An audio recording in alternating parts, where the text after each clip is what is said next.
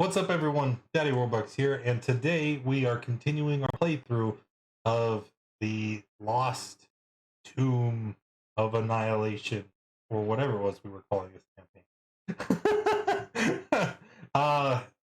So far, our party, after going through the Lost Mines of Phandelver, they were approached by a member of the Harpers who wanted them to investigate the mysterious death curse, and the party willingly and enthusiastically agreed because oh,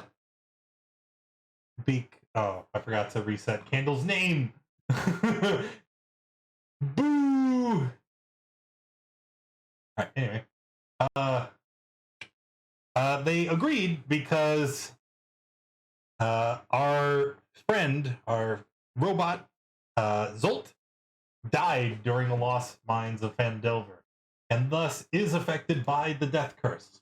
So after hastily agreeing to investigate on behalf of Syndra and the Harpers, they were teleported to Chult, where they quickly explored the city, familiarized themselves with the Chultan terrain, and prepared to disembark into the jungle to try and find the source of the death curse.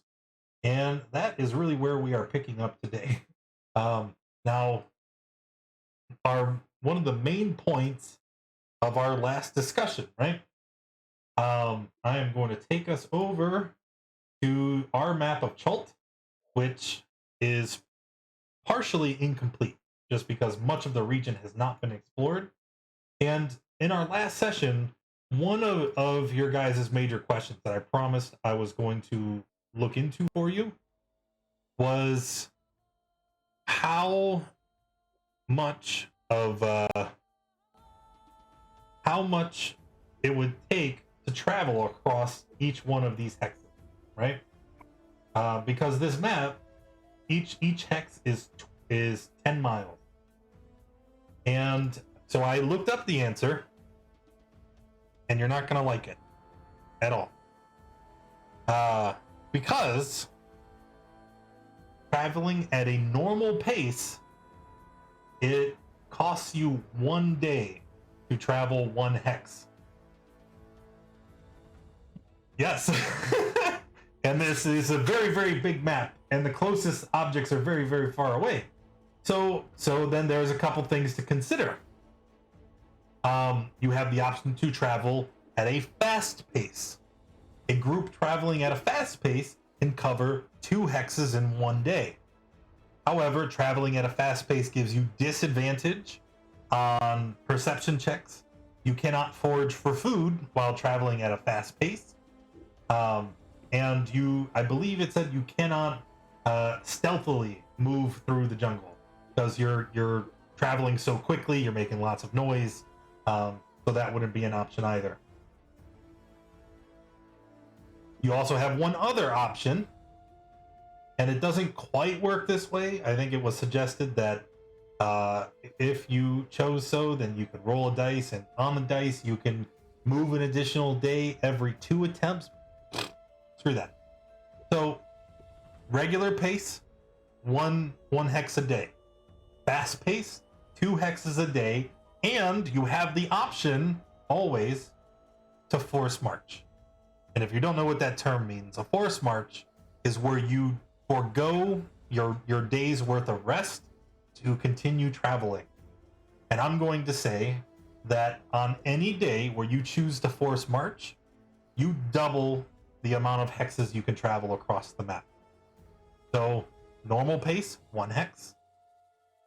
That a force march would be 2. Fast pace, 2 hexes. A force march would be 4. So there's that to consider. I know you guys have plenty of food. You have rain catchers for water, so we're not gonna have to worry about that.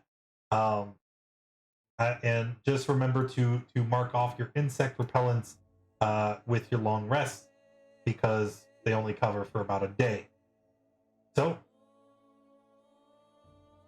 with that being said, this map that we're looking at is the same map that you guys were handed from Syndra, right? And there are some points of interest that are marked, We really don't have any information on where the death curse is located, so really we're heading into the jungle kind of blind. What are your guys' thoughts? Where do you think we should go? Well, we need to go to the camp, Rohan's camp first, right?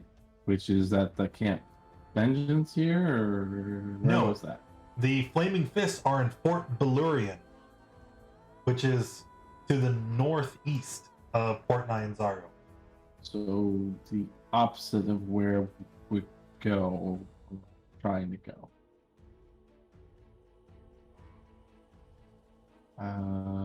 We even know where we're trying to go? Nope. Nobody knows. Well, The information you were given in the last session was basically, we know the death curse is on Zolt. That's it. So going up north is only 8 days on Zolt's life. That's fine, right? yeah, but, Yeah, if But we that's go up 8 there- days in the other. It's 16 days what I technically mean. because we have to go back the other way. No. It's 8 days on the return trip. Is what I mean. Yeah, I think they were counting a round trip. And they Yeah. don't know anything according to what Warbuck just said. They don't know they don't have any additional information that we don't already have, because nobody knows where it is on Schultz except, that it is on Schultz somewhere. So We may have had a miscommunication. Do I need to take them back to the base for anything, or can we just set off? No, you don't need to. It was just suggested because you're from the region, you have allies there. So I think someone just kind of threw the idea of heading out to Fort Belurian. Well, I think that's the only play that we really have is going there, because So yeah, there's Fort Belurian, or however they. You could also just disembark into the jungle and go on an adventure and see what you can explore. And there was also the prophecy that Jeff got from the now dead hobo, and we also know that we have allies way down here in the small stab. right, we have our guy, who's, the frog, whose geographic knowledge is based on this area, right? Yes. About the prophecy, my fellows. I wanted to tell you about it. I realize now that what the beggar whispered to me, you may not have heard it, but he whispered those words which I think are very important for our quest. Speak to the wise guardian of Oralunga, Est of Imbala. She can direct you to that which you seek. You believe, although it is true that Rohan, you have allies in Fort Belurian, that if we head out to Imbala, it may approach us to our destination and to our goal.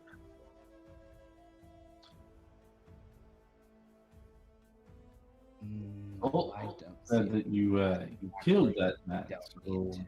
that seems a bit odd that he would give you a prophecy before you Well, let's make one thing clear.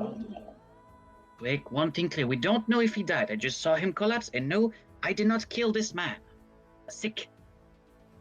So, when he collapsed, did you bother checking on him? Oh, no, actually. So maybe he's dead, maybe he's not. I don't actually know. Zolt what? He Yeah, did. that's the exact thing I would say if I, killed him. And tape everywhere. You're Zolt accusing me of meant that. murder. Well, he's dead now, and you were the last one to speak with him. So Don't We know don't if have he's time for dead. this. Shut up. We don't have time for this. oh, our guide is speaking. You Yes. about the entirety of this continent, Frog. Now, which way do we need to go? We're going this way.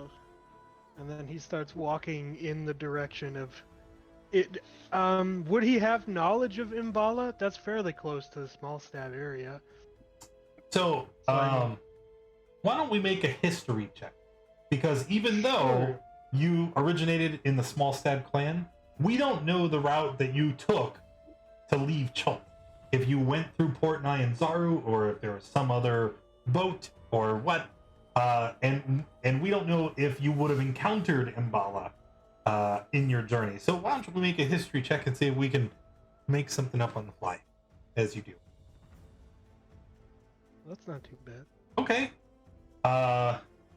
So we'll say that whereas we do not know about Mbala, that location particularly, you know of that region.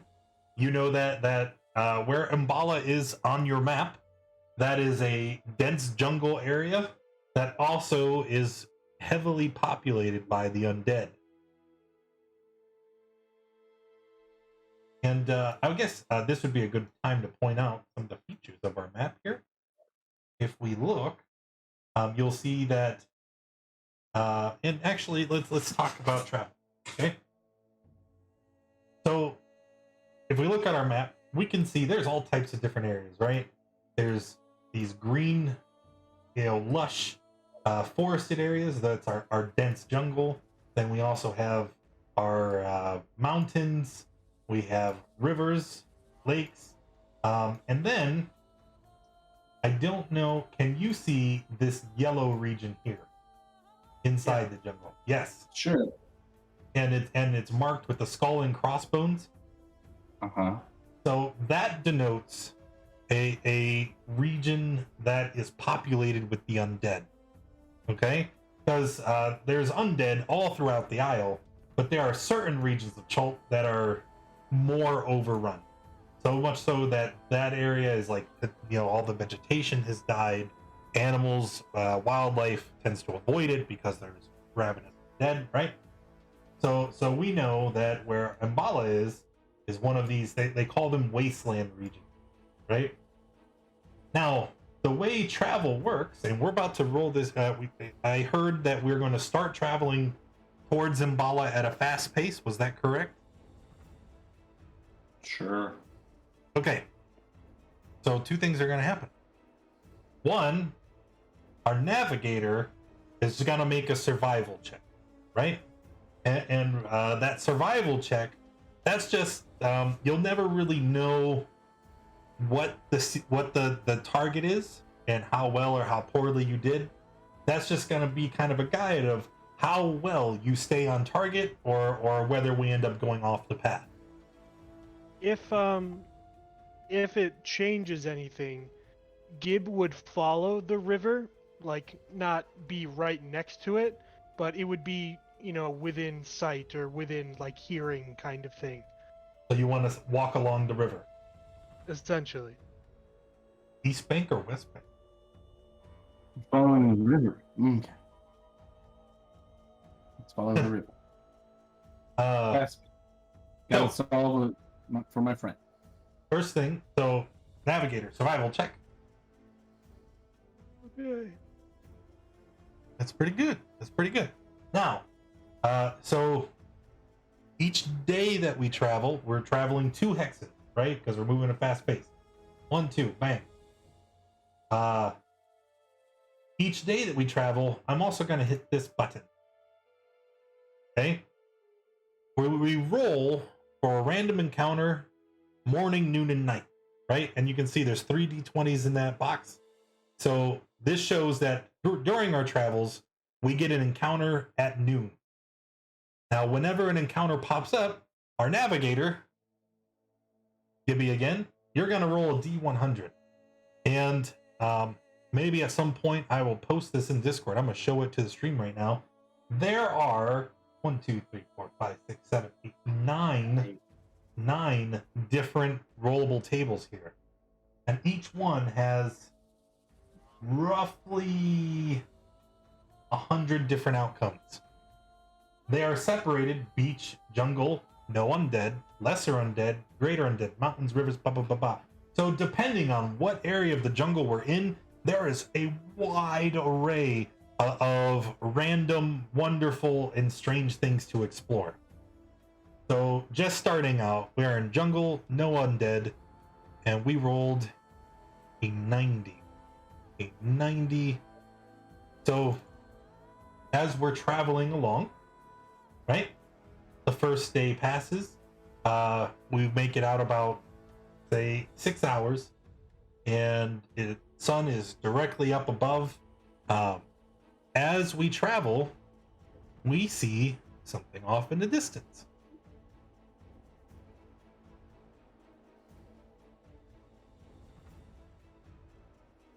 He's alarmed. It would be dangerous. You would be the first one to really make out what it is.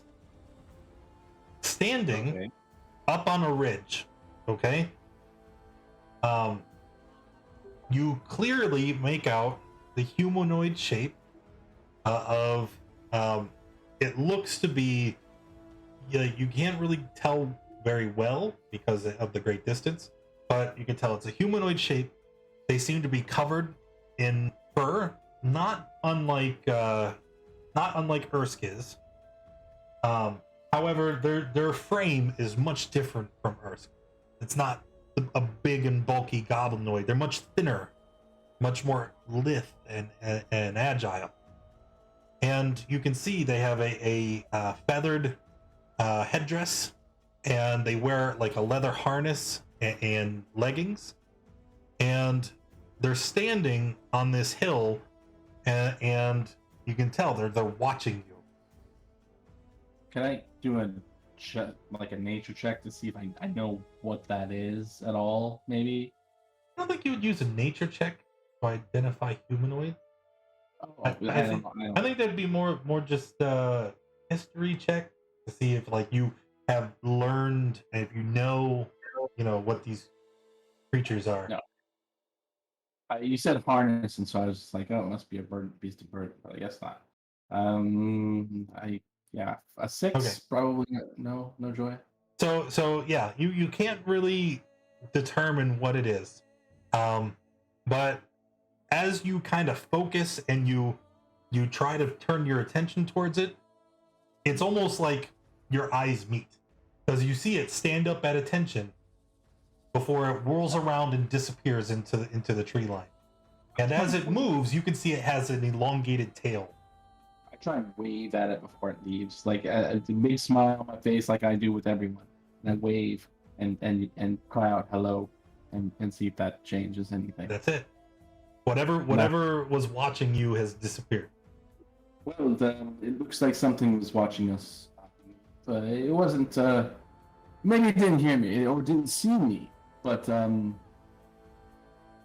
yes, something seems to be tracking our movement. So we'll just have to keep an eye out for them. They could be friendly. We don't know. Hopefully they are. I would suggest not drawing attention to ourselves if possible. Well, So, let's not go shouting hello into the middle of the jungle anymore, huh? you already seen me, and so Right, maybe but it there are doesn't other make things out there that might not have. like we're moving loud enough. I don't think we have to worry about that. Alright, I'm wearing this really this chain. It's what am I wearing? I'm wearing like medium level armor. Never mind. We're probably making enough noise by ourselves. Shouting hello is probably not too terrible a thing. But you know this area best. I apologize. Let's keep moving.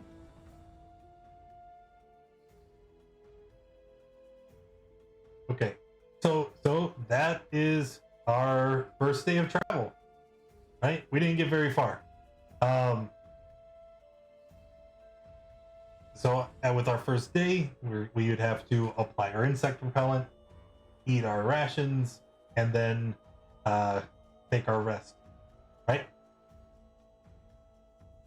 And I'm just gonna assume you guys are putting up a watch. We don't have a nighttime encounter, so we're not gonna bother. We're just gonna keep things rolling, move on to the next day, right? Sure. So continuing to travel towards Zimbala along the river, fast pace, correct? Yeah. Oh, and then we'll need our navigator. Survival. Yeah. And then we hit this button, and look at that. No more encounters. So again, we just keep on rolling. Next day, fast pace, because nobody said anything different. Uh-oh.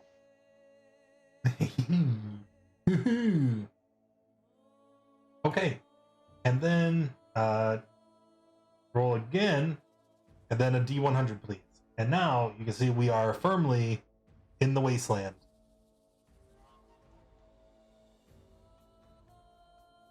Doo-doo. Doo-doo. Doo-doo. Yes, very good. Okay. So as we are traveling, and Zolt, I know that I didn't say it specifically, but I'm sure you've already subtracted your 3 hit points. Yeah. Oh, 2. Wait, I thought it's at the end of the day. It's 2 so far. You're right. Okay.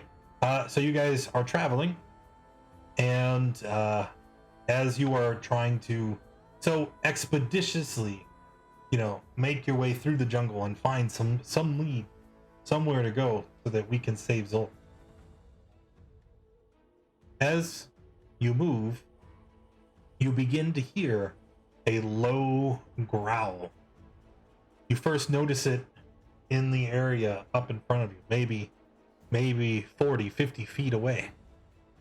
As you hunker down and grab your weapons to try and prepare, you begin to hear it to your sides, behind you. They're everywhere in the jungles. They're up in the trees. We are surrounded. If we could, everyone, update your tokens there if they are not already, and then roll initiative while I place. It's our first combat of this campaign. We'll make it. We'll make it a very, very. It's got to be easy, right? A very simple amount, a respectable amount of undead. Oh, yes, respectable. Yeah. Easy peasy. They're zombies. They don't do nothing. And then let's see. We said they were over here, over there, and then I'll just put a couple there. And I think we're ready to go. I can't touch my token.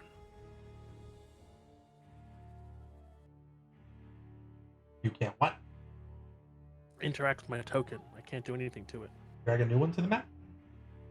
Okay.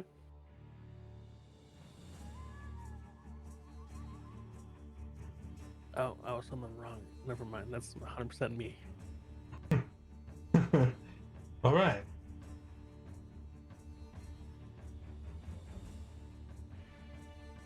All right. Let's check our turn tracker. 3, 4, 5. And the result. Very good. And it looks like dangerous. Oh shit. What? All right.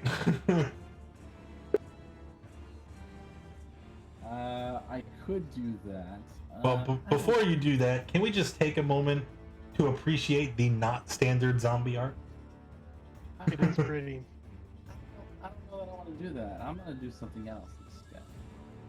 Because, maybe there'll be more undead we can meet later, and I don't blow that. So what we'll do instead is I'll cast Spirit Guardian. All right. And it'll be little sights just spinning around me. And I'll, obviously omit all of my allies from the aura. Sure. And just everyone. It'll be good. It'll be fine. Everyone and good. Is Spirit Guardian 30 feet? 20 feet? 15-foot radius, I believe. Check. No, it is a Spirit Guardian. It's wrong spell. Yeah, 15-foot radius around me. Got it. And yeah, so that's that. And I don't know why I rolled that. Anyway, that's My turn. That's my turn. Guess that's what I did. Hit the button? Okay. I'm all done. Alrighty. Zolt is gonna back up, and then do what Zolt does. Zolt bolt these two down here. Left and then right. That did not work out well. Left and then right. Yeah, left and then right. Those will and both then hit. Oh, really? Nice. They're And zombies. then that's They're not armored. They're not fast. I'm pretty sure it's the second hit. Wait a second. I have an item that gives me +1.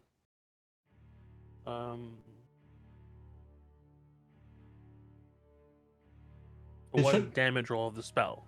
So the second one is one lower. Because of the birch focus I have. Got you. So it's only 12. Yes. Yes. And that's Now one hit point. That's kind of. Look, it says 1 damage roll. I'm gonna remember that. You know. Okay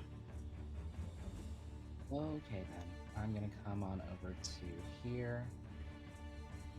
There we go. And I'm just going to speak some lovely words in Draconic, and I am going to conjure up some of this business.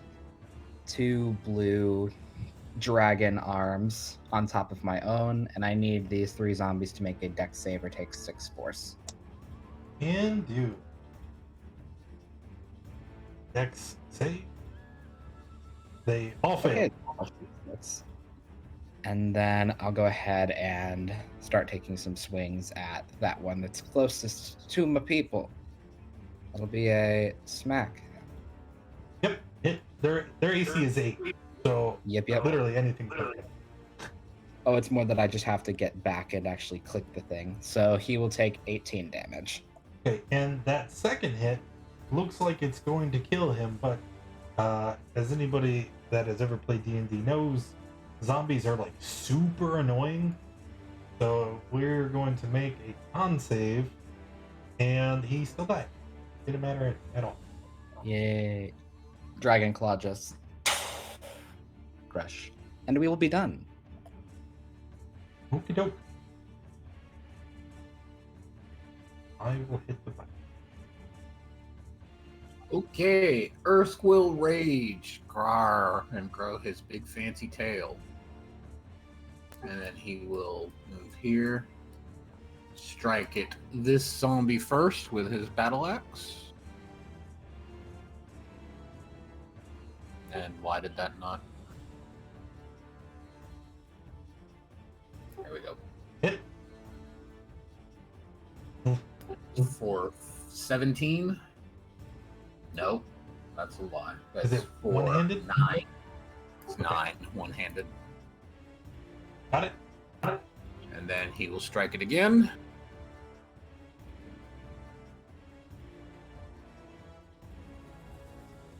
Mm-hmm. For Oh. 14. That would kill him. Does kill him. Will end his turn. Okay. Gib is gonna go big mode. So if you could make him large, please. I could do And that. use Giant's Might. And then we're gonna throw 2 daggers. First one at this one. And these are not the +1 dagger. All right. Is he still up? Yes. Okay. And then second one at him as well. And my roll is just not great. And then third one at this one. Okay. And that's it. Oh wait, the last one deals an extra d6, I'm sorry. D6. Because of the Giant's Might. Is that all weapon attack? Or- No, it's 1 attack. Oh. right. Well, I have zombies. They only do so much. So I'm gonna move them all first, and then we will make our attack. If you guys have any reactions that you can use, you're more than welcome to. And... all right, there we go. We'll start from the left, work our way around. So we have 2 on Rohan.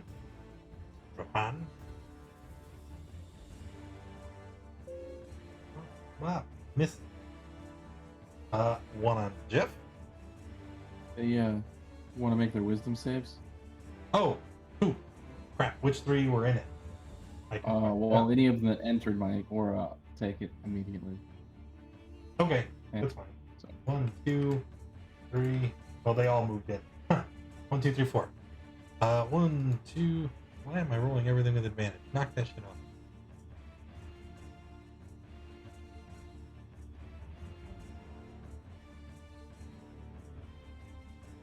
One second. sure. The sheep went all.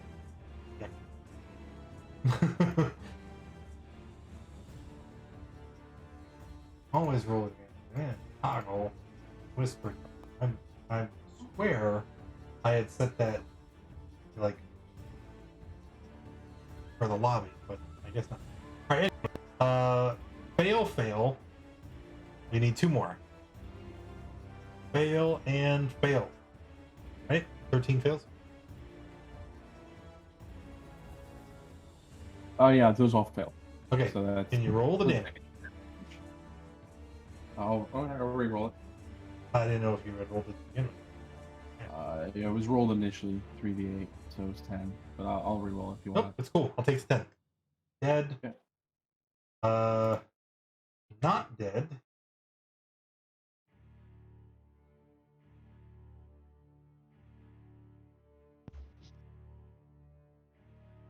Not dead, and that's you.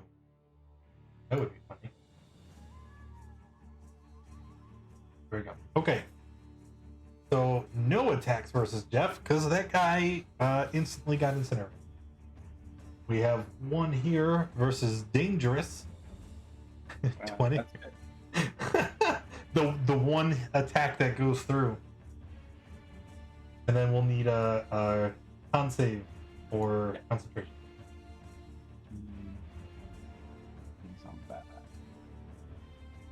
Oh, I failed. I lose. My con is not that great. All right. Well, then we have 1 here versus Ursk. Ursk, you're not reckless, right? No, sir. So miss. 1 here versus Zolt. Hit for 5. And then we have 3 versus the very large frog. Oh, shielding. Okay, good. Miss. 21. Which one is swinging? It's the middle. Okay. You're gonna make him. Yeah, and have him smack this one up here. Okay. Is it? I never remember how this works. I'm sorry. Does he have to re-roll the attack, or do you just shunt the damage? Can you link it? It's the just that attack hits this target, like whatever damage it rolls. Let me see if I can find it. Oakley dokley. I'm just gonna keep going, and then the last one misses. This. Okay. That is all my zombies. So then it goes to Jeff. I have a question for you. Is it currently possible to enlarge the frog? I mean, you've done it before. Yeah, but I mean, in terms of space, will it just push the enemies away or something of the sort? Yeah. Because Cool. they can't actually they could occupy his space. He'd be 2 sizes larger. Yeah, cool. They would just be like So under Jeff- his legs. Jeff points at Gib, small stab, and he says, "Bum bum bum param bum bum bum bum bum param bum bum bum bum bum param param param. Get big." So you may increase his size accordingly. As a bonus action, he will turn to Dangerous, and he says, I may have gotten through your concentration that one time, but not again. He will give you this time a D8 of bardic inspiration. I actually can't make him And- big. It won't let me. Like I can't grab the corner. Something funky is going on. But otherwise, that will be my turn, and I will click the button after inspiring Mr. Dangerous.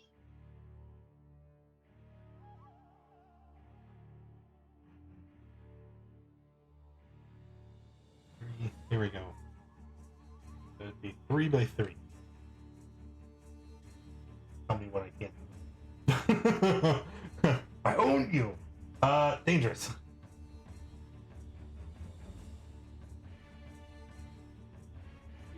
Yes. Okay, it's my turn again. There's no more longer an aura around me, so none of that's going on. Turn it off. Yeah, I lost concentration, so the thing is gone, right? Yeah. So turn it off. Can't. You It's- double click oh, wait, your token. no, okay, yeah, I didn't scroll down. I'm smart. I'm You're smart. I'm smart. Well, I have this guy right next to me, and that's not cool. There's not really much I can do that's super useful. I'll just toll the dead on the guy right next to me. That's Hold the dead on the zombie. Pretty sure it fails. Yep. He is injured as well. 12 damage will kill him unless... Nope, he's dead. good.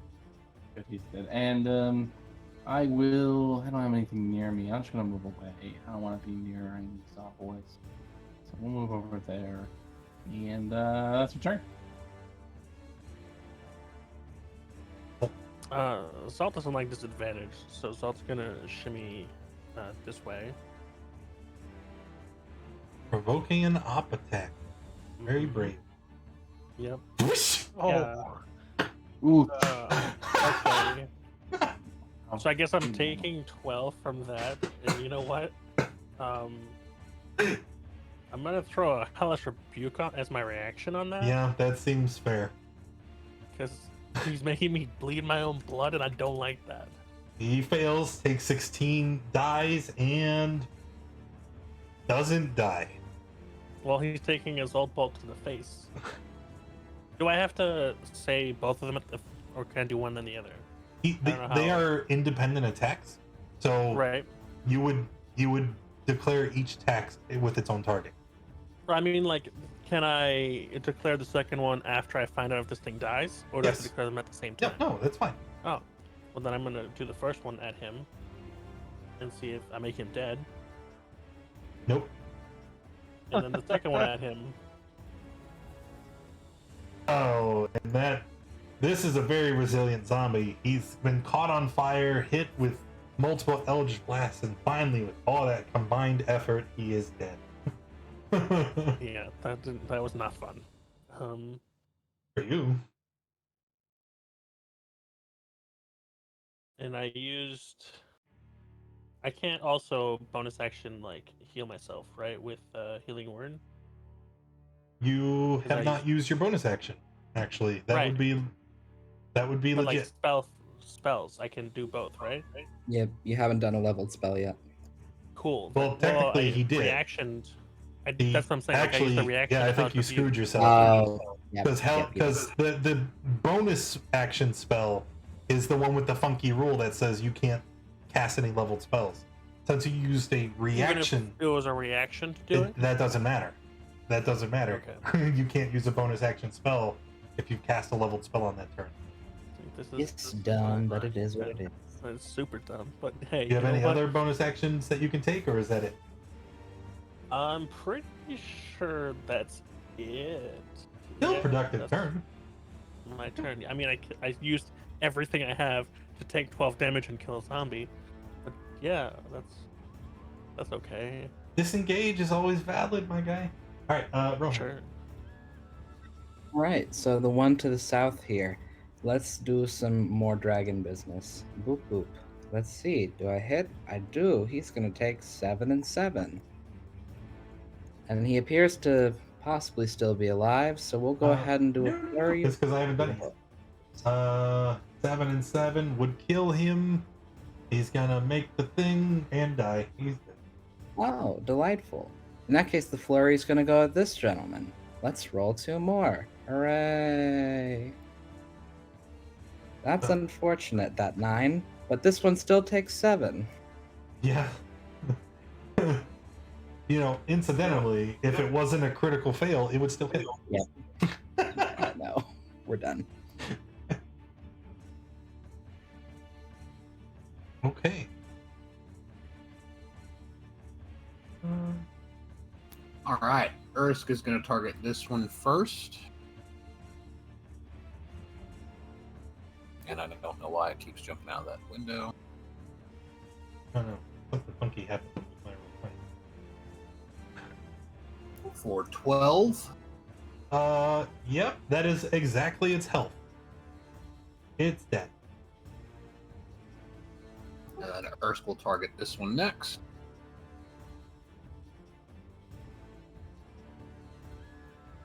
Hit.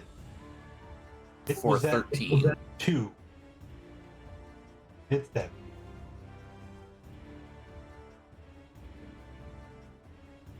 And Ursk will step to here and end his turn. Oh my god. The size of the Question. tracker. Can I pick one of these up and just yeet them? Well, if you succeed on a grapple, sure. Alright, let's do that. Because I think that'll be funny. I should have advantage on that. Oh man, you're gonna make me like do math and shit. Is it athletics, right? Or is it a different? For you, yeah, it'd be strength to attempt to grapple. How far in 5e DnD character throwing an object? It's like throwing objects, they have It's actually really low. long range base Happy. attack can be made up to 10 squares away with random object 1 pound.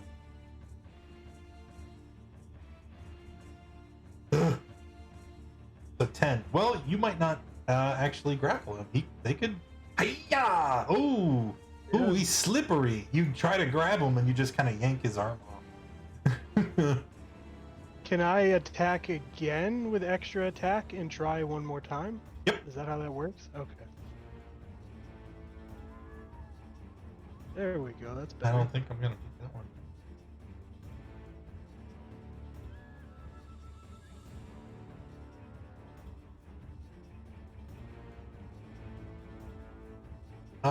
As soon as I find the sheet. Yeah. Nope. Okay. So you have successfully grappled a zombie. Do I have to wait until next turn to yeet them? Yeah. I would imagine that would take like an action, right? I guess, yeah. All right. Let's see how that works out. There's zombie. We have one over here by Rohan. They're just gonna try to boop you.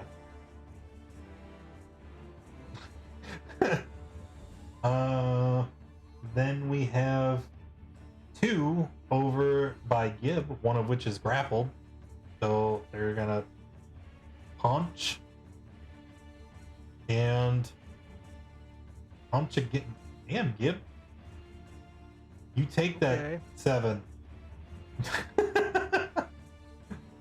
And then, just for clarity, I suppose, it is this one here that is grappled. Little fisty guy. Little fisty guy. Alright. And then it's Jeff's turn. So Jeff, seeing that Gib had a bit of difficulties with his athleticism, he says, "Nancy, I believe you can throw him 10, no, 20, let's say 30 feet away." The bonus inspiration, as a bonus action, will inspire Gib, in a similar fashion. He's then going to walk. 1, 2, 3, 4, 5. I can't read that right. Yeah. And he will then stand next to Rohan and he says, "I will distract him to give you advantage." And you will dastardly put his hat onto the zombie, giving the help action to Rowan's next attack. That will be my turn. All right. Press the button. Dangerous. All right. Let's see here. Well, everyone seems to have everything pretty much squared away. There's a guy down here in Rohan, and there's the two people over by. Yeah, well, Gibbs is a strong guy. He can handle that. I'll send a Toll the Dead to the one over here by Rohan.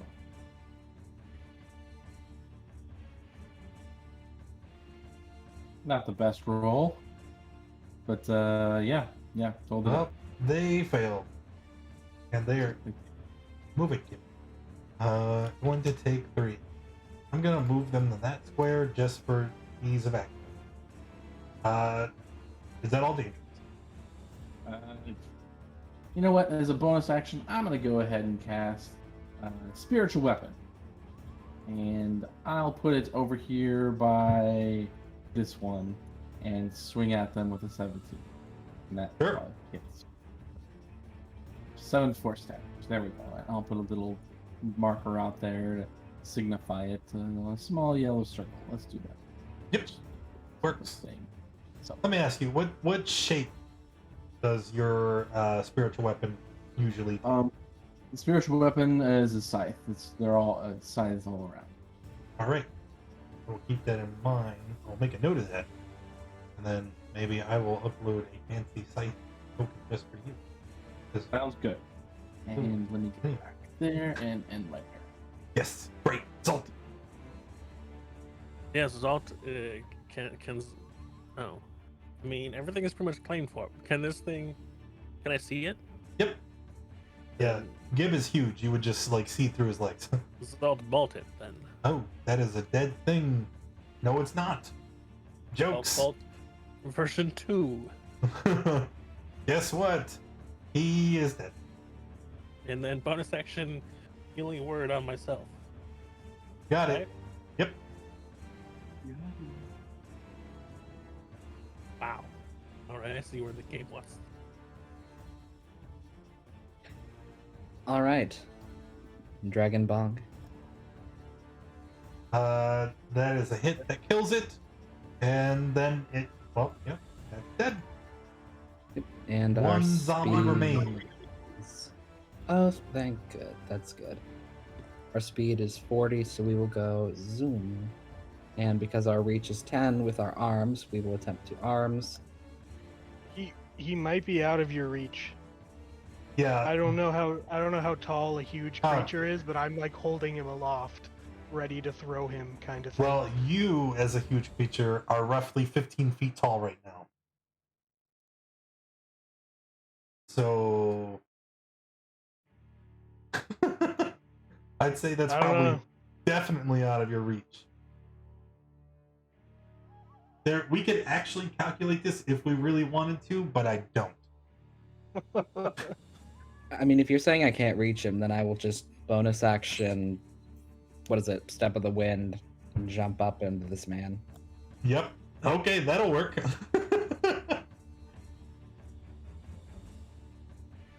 Oh wait, hits either way.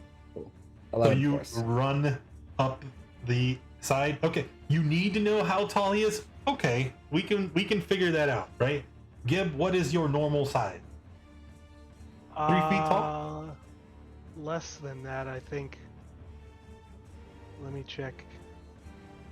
Less than. I don't Well, I know. don't think it matters. Too. Yeah, Not I've got really. 3 Because feet of movement. triple my jump distance. when you become large, it's not based off of your original size. It just says you become large, which we will Yeah. estimate at say 10 feet tall. And then if 2'6" is the size. enlarge doubles your current size, that would mean you are 20 feet tall in your super big mode. So it doesn't matter because he stepped to the wind. He literally ran up vertically on Gibby to punch this man, and punch him he did.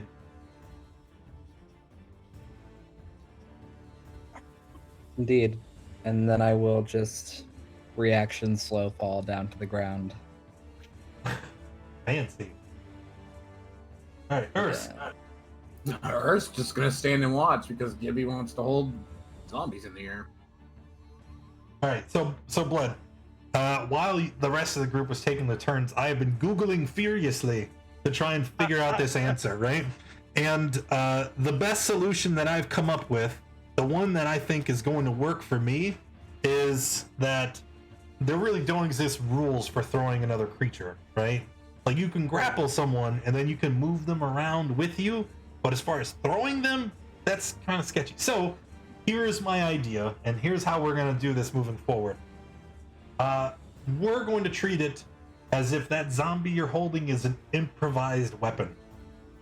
And somewhat, when they throw an object that's not meant for throwing, it would ordinarily have a range of 10 feet.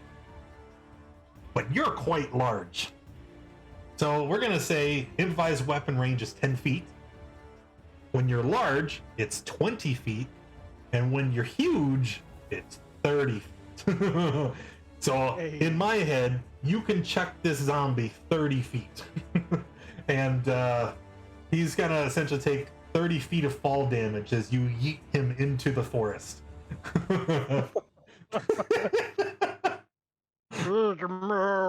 And then he throws the zombie. All right, you want to roll 3d6 for me? Sure.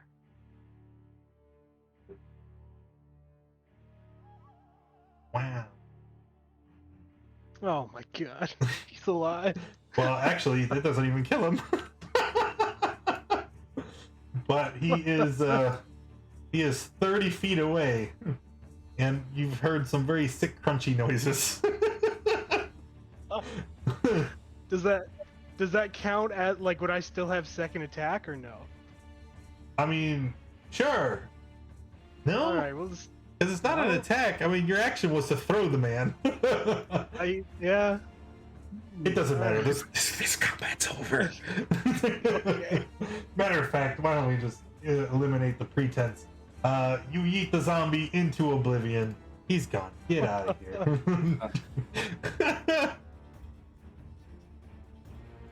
All right, and that's it. So third day completed. Again, Question. yes. When Gib is that size, does he get like a different perspective on his surroundings, kind of thing? You would, but your surroundings are just trees. You're in a dense Okay. jungle, remember? So it's not like I can see over the trees or anything like No, that, right? definitely not. All right. All right. So, end of third day, long rest. You guys recover your health, your resources. You lose your max HP. And then we're gonna go back to this map as we prepare to travel more. One thing that Jeff would like to do, because it seems we're now a bit like in no man's land, but there's trees and stuff. Potentially, as a measure to help Gib with his navigation, Jeff, he is going to cast maybe once, maybe twice during this exploratory day, speak with plants to try to converse with plants to let them part ways so that we can cross more easily to hopefully give advantage on what Gib shall roll, if that's okay with you. Yeah, that works with me. But you specifically have to ask questions. What information are you trying to gain? Oh, Because you question plants about events in the spell areas within the day. Yes. Well, I guess asking them, if the river is more this way or that way, because it seems we may have strafed slightly, potentially. Potentially. Asking them if they ever heard of distant trees in the Imbala region, although they probably not heard of those things. Distant tree. It's only the area within 30 feet of you. Like Right, you're, if they... Whatever. Yeah, whatever.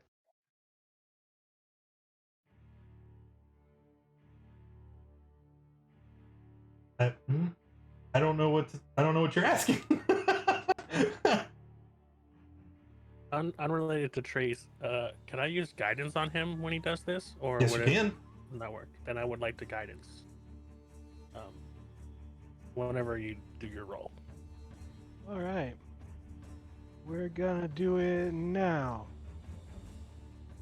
You don't even need that. Okay. I want to do it anyway. Oh man, 24. I wonder if that's bad. We're all gonna die. 2. Following the river, hopefully. And So, oh Jesus. Oh, that's 2 encounters, isn't it? Or is it 3? I couldn't hear what he had said though. That's why I asked what is he asking? Because I don't know, there was some static. All right. So encounter. I need a D100 roll, navigator. I've rolled really high on these. I I don't mean, know if that's necessarily good or bad, but There's only one way to find out. true.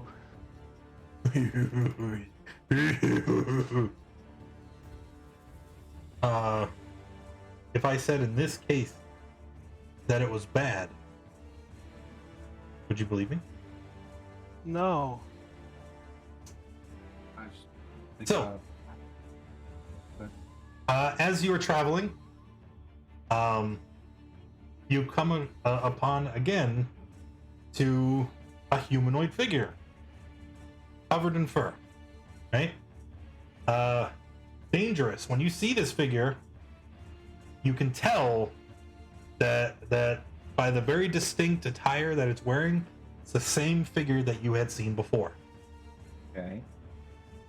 And- wave It this time it's approaching you. a wave, and I said, "Hello." This is the guy I saw before. Gib Yeah, is yeah. standing there looking up at you with this expression. You're doing the one thing that Gibby told me not to. So as it walks forward, you get the whole party actually will get a very clear picture of what this creature is. It's tall, roughly 6 feet. You know, normal size in that regard.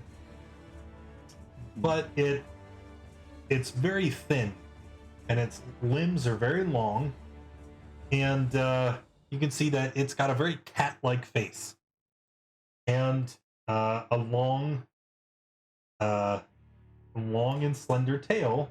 And those of you that are from the region, you recognize this as a tabaxi. So he walks forward. Hello, friend. How are you? He has a bow, and he's Good. holding it, but he's not pointing it at you, right? It's more of almost like he's displaying the weapon, right? It's a nice bow. Very nice bow. So you followed us the other day. How are you doing today? Why do you travel through the jungle? Oh, we're trying to. We've been tasked with figuring out how to end this abominable curse that's besetting all of Faerun, and it's somewhere in here in this massive jungle. Our navigator here, and I point to it, has been leading us on a path through here. We're trying to get to Mbala, I believe, is the right location, and this seems like the quickest route according to him. So we are on our way. And How are you? Do you live around here? Could you maybe aid us in getting to Mbala faster? What business do you have at Mbala? Well, we're just hoping to find more information about the maybe ruins or something to help us point us in the right direction to get towards fixing or removing or ending this curse that's afflicting the entire world. Yes, specifically, we seek the wise guardian of Oralunga, west of Imbala. He spoke to a homeless person in Port Narazaru a few days ago, and they gave him this prophecy about the thing in Mbala. So that's another reason. You seem like you're very well versed in the terrain of this area. Is this something you might be able to assist us with? I mean, not that I don't trust Gib here. He seems very confident most of the time. But you obviously are able to navigate the area much better, just from the fact that you live in this seem to live in this general vicinity.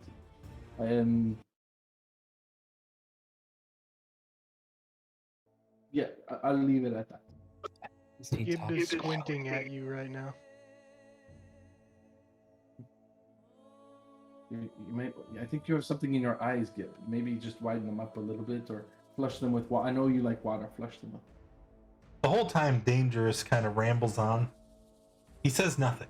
He just stares. Okay. Did I offend? I'm not meaning to. We are. If we're trespassing in your space, let us know, and we'll try and extricate ourselves from it as quickly as we can. Yes. No. I can take you to Ambala. Oh, that would be wonderful. That would be wonderful. We would be very grateful for that. And I'm sure we have plenty of food on our Ankylosaur Andy here. And if you wish to travel with us, we have the provisions. We should be able to. Why accommodate would you do that? What do you get out of helping us? I have no need. I get you. nothing. I expect nothing. I will take you to Ambala.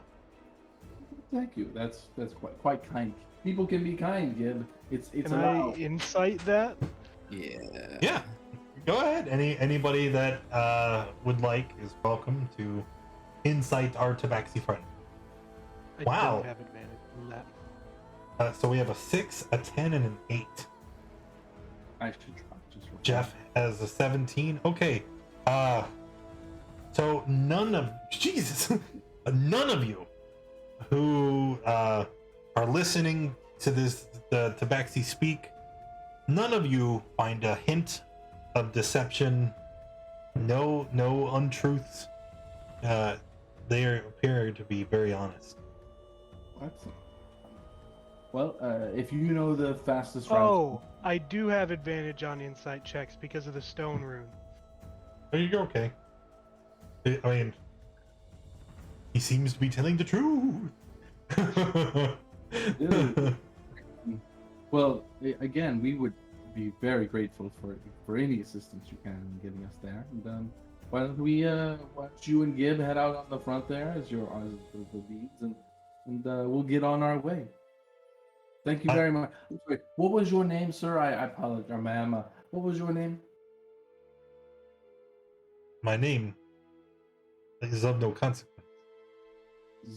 I'm sorry. Zondo Constant? Zondo Constant.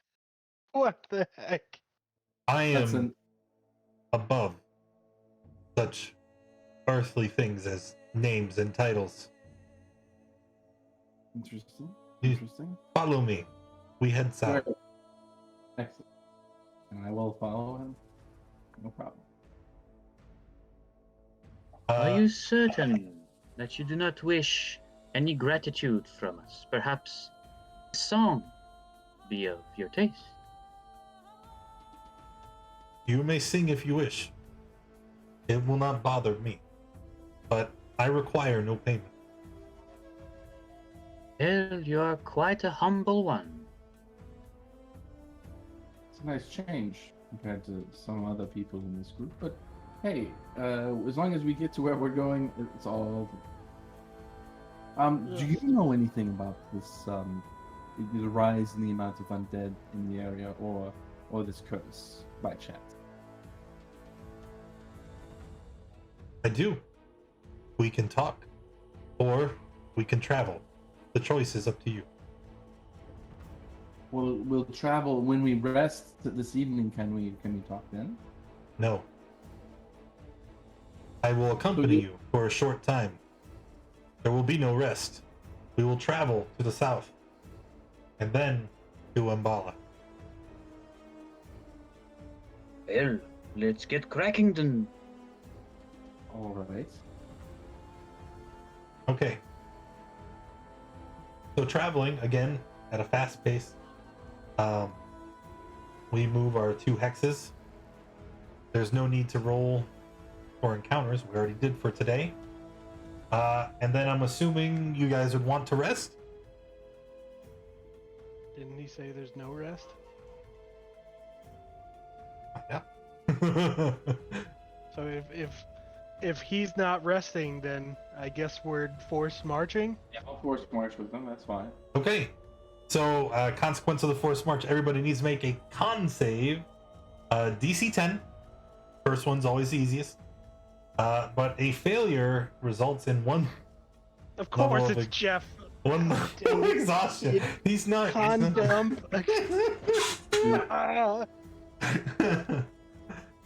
All right. So we are going to move 2 spaces then, and we get to remove that there square, as this is now where we are. As we get to this second day, right? He continues. Now, this way. You will follow? Sure. Yeah. What is this way? Presumably, he's pointing to the west. Okay. Never eat soggy waffles. Okay, yeah, let's go that way. And That's how I remember. we're following along with the man again. Mm-hmm. So we travel an entire day at a fast pace. Second day comes. The party quite tired at this point, but still he's pushing you. We should move. There's no time for rest.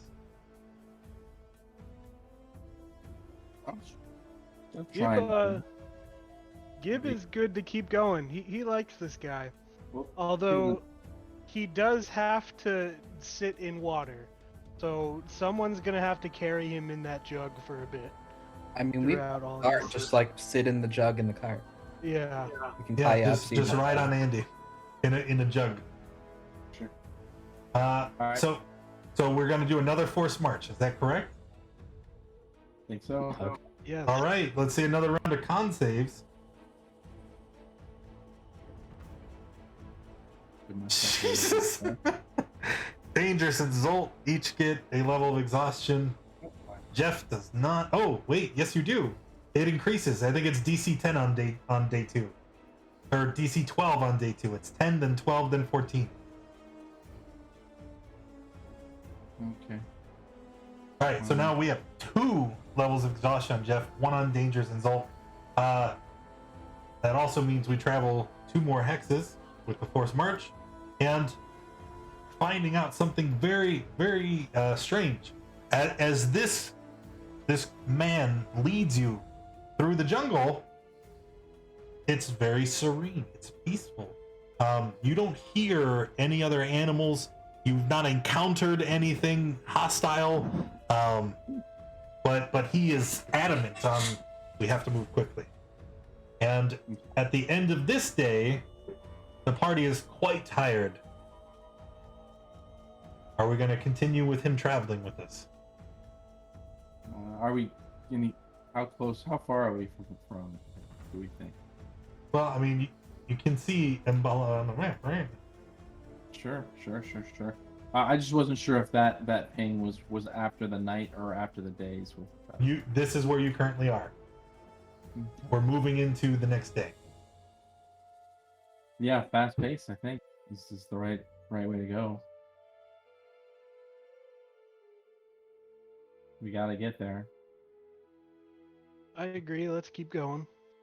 So is that another forced march traveling with the Tabaxi?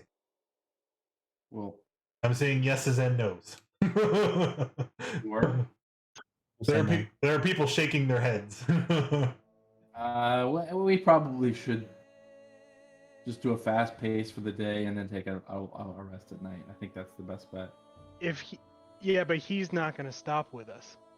I understand that. like, at the moment, it doesn't matter if we're getting exhausted if we're not encountering anything. Right. But But see- if it takes multiple days to recover from it, we don't have multiple days to sit and rest and recover from this. We need to, once we get to Mbala, we need to start moving towards whatever our next destination is. If we have 3 levels of exhaustion or 2 levels of exhaustion or whatever levels of exhaustion, that's going to take several days to get rid of. And Well, that's- we don't have the time to sit around Mbala and wait for that to go away. Oh, We I need- didn't know it took multiple days. Yeah, a long rest will recover 1 level of exhaustion. So I think for this this third day, we should go at a fast pace for this third day and then stop. Okay, so stating your intention to rest at the end of this day, the tabaxi, lays his arm across his chest and gives you a deep bow. I wish you luck upon your journey. And with a few Thank you. deft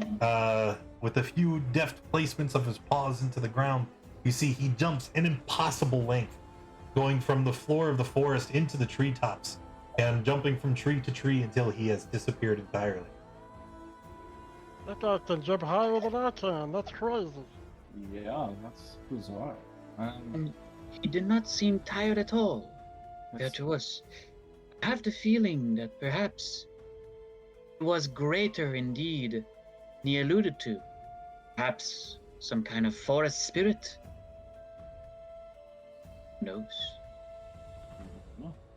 Well, as we begin travel on yet another day, Gibby, without our friend leading the party, I need our navigator to roll a survival check with guidance.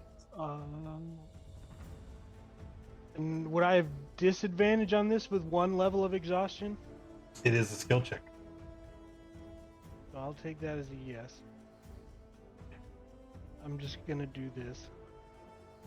Okay, we're Gucci anyway. Yeah, 20. All right, and we're traveling west to Umbala. Yeah. Yeah. Okay. And then we're gonna hit this button. So the morning, and almost immediately after the tabaxi leaves our party, I need you to roll D100. That's something terrible befalls us. Maybe could be good. I don't know. Oh my god. Hey, we're not in the wasteland anymore. Hey, that's a critical fumble in Call of Cthulhu. Oh no! Oh, okay. So almost immediately, you are approached.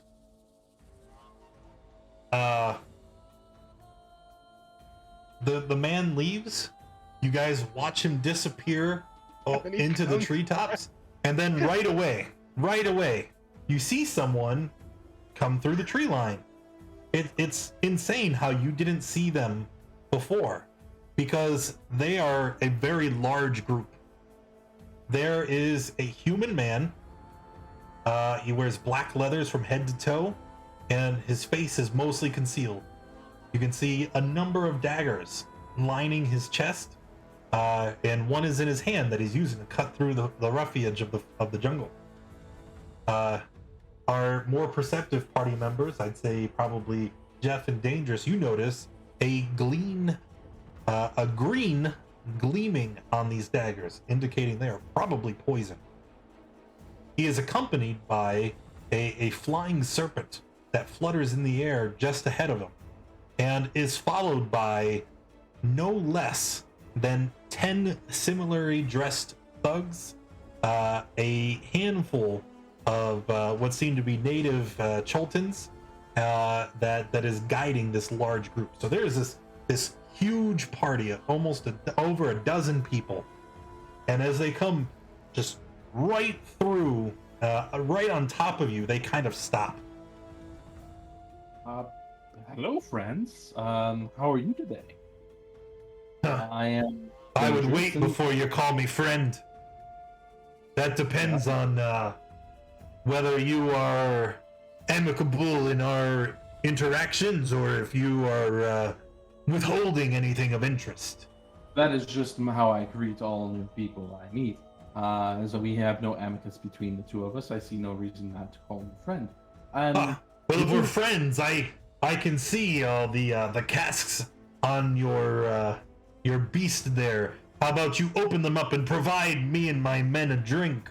We've been traveling many days and are quite tired. Do we have if I look at that, do we have enough water that would Water. suffice it? Enough? Water. No, no, no, We no, have- no. I recognize Tej when I see it. Surely you wouldn't want to have a drink with friends, right? You got Tej, right? You we have, have you have crap tons 20, of it. 20 casks of it. Right. Well, that is not. I guess it's our group's Tej. Do we want to all have a drink of Tej with these fine folks? I turn to the party. Does that seem amicable? Anyone? What race are these Choltons? They're humans. The entire party is human. How many of them are there? So there are 11 humans dressed in leathers, and then there are 4 native Choltons. And the flying snake. Hmm. Oh, I have no problem with giving them some of this alcohol, and we'll have a drink together. That seems fine. We're trying to find information about this death curse. The bards had sent us out here to try and solve it, and we're currently going to Mbala to try and glean more information to fixing it. You know how it is. What brings you up here? As you say this, right? The majority of the group, they're unaffected. But when you say Mbala, you see the native Choltons, they all immediately close their eyes, clasp their hands, and make a gesture as if in prayer. Okay. That's interesting. We're going to the west. It seems like you're headed that way as well. I mean, No. We head east. We are in search of somebody. You hadn't seen them, have you? Who are you in search of? It's a man, a thief. He has fled into the Cholton jungle, and he hides. He's taken something very precious to us, and we seek to recover it. What does this person look like? Oh, human male, average build and height, brown hair, bearded. He keeps it cut in a goatee, last seen. And he is accompanied by a dragon-like creature. It looks like our dragonborns, but it's not quite the same. It looks wrong, like it was maimed. But the pair of them are somewhere in the jungle. We've not come across that sort of person in our travels. So, if we find them, would there be a way for us to contact you, or? He narrows his eyes, and you see he's stroking his chin. He's trying to determine if you're being honest or not. Okay.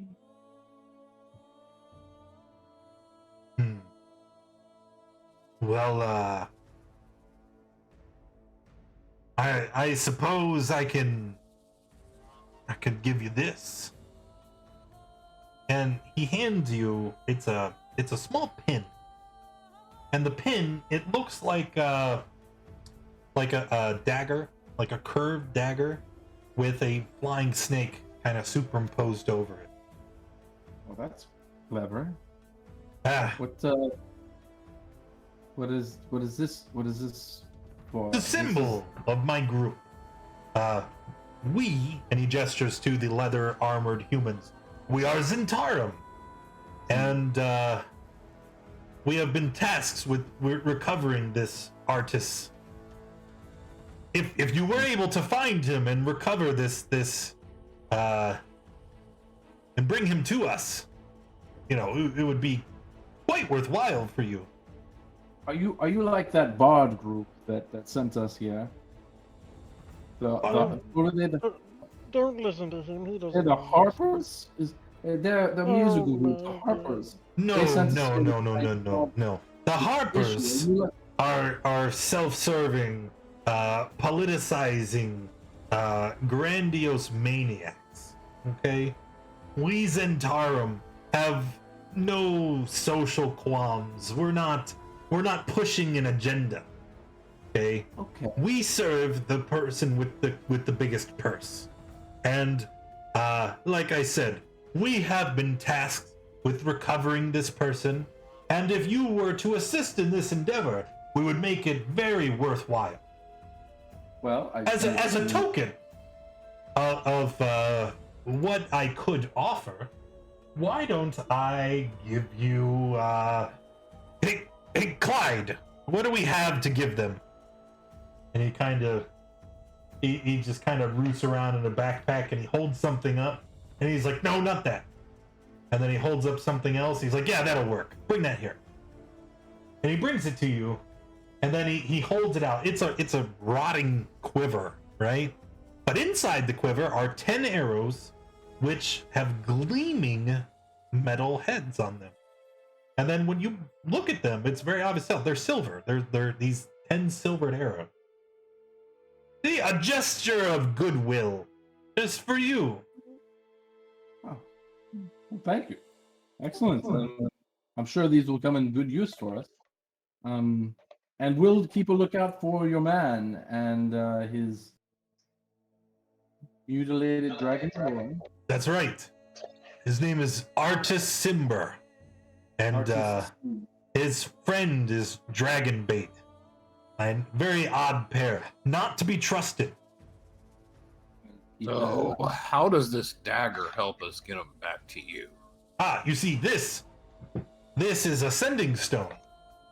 If you activate its magic and talk into this pin, I will hear. Then we can coordinate a place to meet. How do we activate the magic on it? Oh, you pinch it like this and it's testing.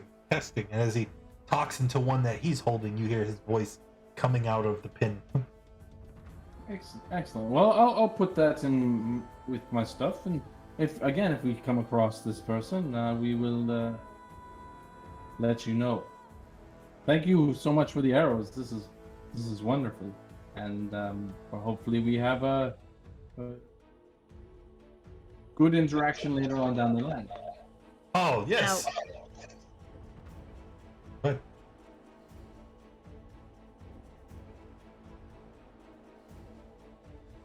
nope. You know all about this. It's wonderful. It's a Zentarum. Is that the correct pronunciation? That is. We are the Zentarum, or the Zents. Oh, well, wonderful. Learning all sorts of things about this realm. I don't follow most Now- of it. That's okay. You have described their appearance to us, and you also named us their names, which will be very useful if we are to ever come upon them. But does any of your friends here happen to be a sketch artist that could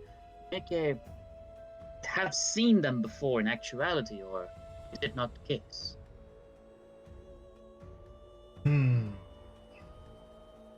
Hey, yeah, show him the picture. And he produces Oh, yes. a picture. Right? Yes. Wow. That is quite a work of art. You Very could sell good. that. Market somewhere. That is well done. Quite the Very handsome well done. man, son. Thanks. Rubs the It's forehead. it's a side gig for me. You had a picture the whole time. You could have just showed it to us and been there. You gotta No, waste the no, time. I just made this picture. Well, Like on command. we've had a good interaction here, Gib. I think this has been a wonderful time. Yes, wonderful. I want to go to sleep now. What? We gotta walk. It's morning, Gib. We need to walk. No! Stay! Drink! We've just opened your cask of Tej. Of course. We could maybe spend a few hours drinking with you. I'm afraid I don't actually partake in alcohol from a religious aspect, but I will happily watch you enjoy the spirits that are coming out of that. Zolt, how do you feel about your life being literally wasted right now so that these people can drink alcohol? Zolt is dying. Yes, he is. He is dying. Just give them a cask and let's go on our way. That's rude, kid. I'm not trying to be rude to these people. How is it rude? They're Oh. getting free stuff. Zolt is They gave us dying. arrows and some information. I think it's only nice that We we don't even shoot arrows. Who here has a bow? Zolt is dying. No one here has a bow. I throw them. You want me to throw them? I can try throwing them, I guess. see why you wouldn't be able to throw them. Does that seem like is it that they're not as fluid through the air for you? Is that it, Gib? You're not. I don't know. Let's find out. Gib takes one and tries to throw it like he throws a dagger. It wouldn't work so great. See, it doesn't work right. Well, I guess one of us will need to find a bow at some point. Seems like a Hey, plan back. I have an extra bow. Oh, I'll wonderful. give you a short bow for another cask of your Tej. Hey, that doesn't sound worth it all. Let's. Zolt is dying. I'll give you 65 gold for the bow. I guess that So- works too. Although the gold 65 isn't so gold. helpful here in the jungle, I much rather have I know. food or something to drink. I meant silver, not gold. I was looking at the wrong thing. Well, you can't take it back now. I heard 65 gold. Alright, let's next see this. So, 65 silver. I'm pretty sure a cask of Tej was only a gold. Fine. Anyway, we'll leave you with the Tesh, and we must be. My friend, as he's expressed a few times, is in fact dying, and we need to find a cure for him. But we do wish you the best, and you look specifically at the sketch artist. You, sir, I know you say it's a side gig, but take your passion to heart. You could make millions out of your talent. You are truly able to represent something greater than the sum of its parts. Follow your heart, follow your career. Oh, yeah, thanks. I appreciate that. You guys are all right, man. Good luck. Good luck on your way to Mbala. And as he says it again, the native Cholton clasps her hands and closes her eyes and pray.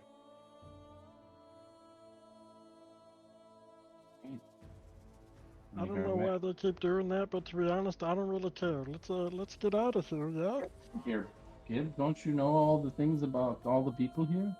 I thought that was why we Not put you in all the charge. people here know. Do you know everything about all the races in your homeland? I don't think so. No, I don't. That's why I would never try and navigate us through my homeland, because it's so I don't large. know. I feel like would you'd make- be a it wouldn't better make sense to navigator me. of your homeland than I I would know would be a enough about navigator maybe of your where I'm homeland. from, but I wouldn't know enough about the entirety of all that.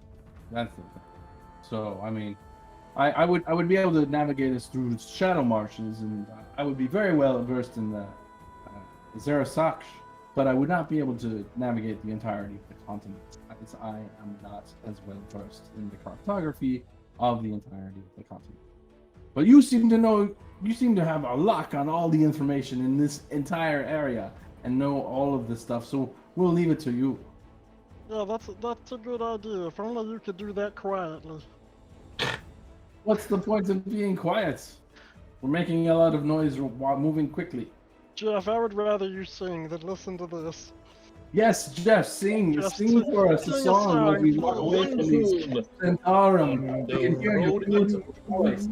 I can believe that on the road again. You will sing. Excellent. Farewell. We'll see you sometime soon, hopefully, with your friends.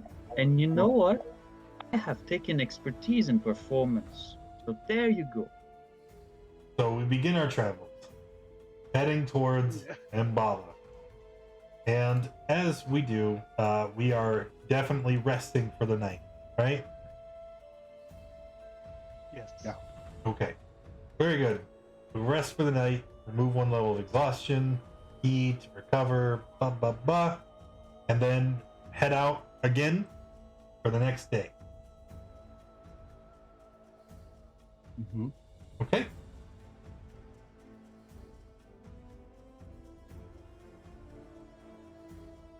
Hmm. Yep. Okay. So we begin our travels. Yeah, let me find the correct handout now. And nope, nope, nope.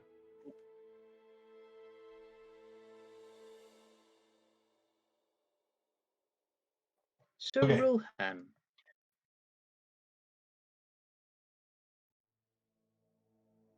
You had a question. Cool. All right. As you travel through the foliage, you can see a crude timber fort, a walled compound with watchtowers and tents inside of it, encircled by a ditch bristling with sharpened stakes. A large gatehouse faces the river, and on the shore of which are 4 rowboats tied to a wooden post. Scattered around the fort are piles of charred human corpses and flayed animal carcasses swarming with flies.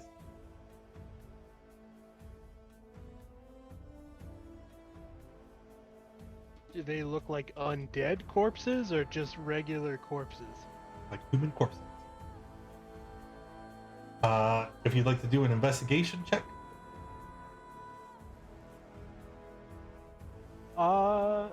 Sure. I'll give you. wow. I don't think it would have helped much anyway, to be honest. Yep, yeah, examining the corpses, you're not able to discover much more. You can tell that they were humanoid, but you can't tell how long they've been dead or what the cause of death had been. So we can get in these rowboats and row across this embankment, like the If you little river thing. Really Get over like, the- yeah. You'd like to grab the we see rowboat? people over there walking around. I mean, it's So you're approaching the camp. well, do we see people over there first? Is the question. What you Like, see other is a people- giant wall to the fort. Okay. Yeah, I would want to check it out. Anyone else not want to check it out? Okay. This doesn't seem like the place we're supposed to be going to. Well, do we know that this isn't Mbala? I mean, would we know specifically that we're here on the map, or You wouldn't really we- know. we wouldn't? Okay. I don't think they would be piling dead bodies and corpses outside of it. I don't know what their customs are in this part of the world, and we've already had this discussion. So why don't we just at least go check it out? We can knock on the door, and maybe they'll be friendly like everyone else we've come across has been. I mean, the Tabaxi, friendly. The Zentarem, we're friendly. What's the harm in checking out this place as well? And I'll go over to a rowboat and just kind of look at an oar and put it down in the water, and that's not right. So Just one- as you're one- messing with the boats, you hear a voice shout out, "Hey! Get away from those boats!" Oh, sorry. We're just wanting to see what's going on over there. We're just traveling, trying to find. Is this Mbala? No. No. This is Camp Vengeance. I'm Oh. Commander Breakbone. That's a wonderful name. Might we exchange information? We're trying to find I'll go through the whole rigmarole like I do every time. Sent by the bards to try and find an end to the death curse. We're trying to find a way to Mbala for Jeff's prophecy. Just laying it all out.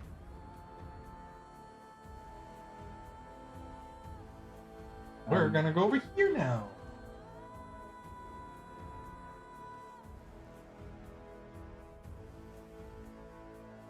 So,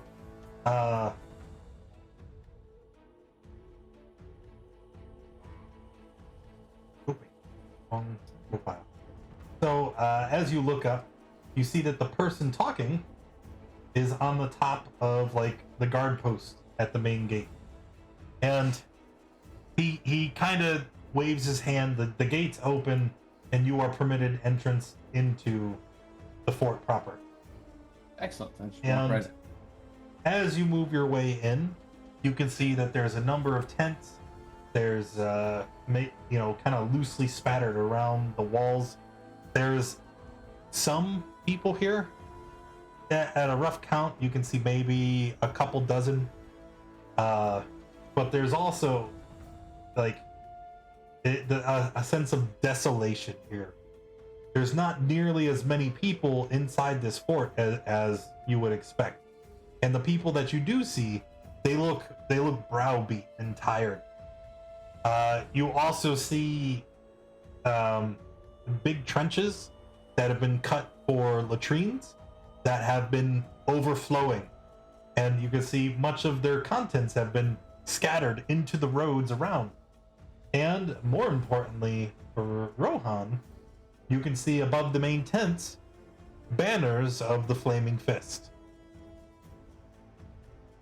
Oh, it is this place. Okay.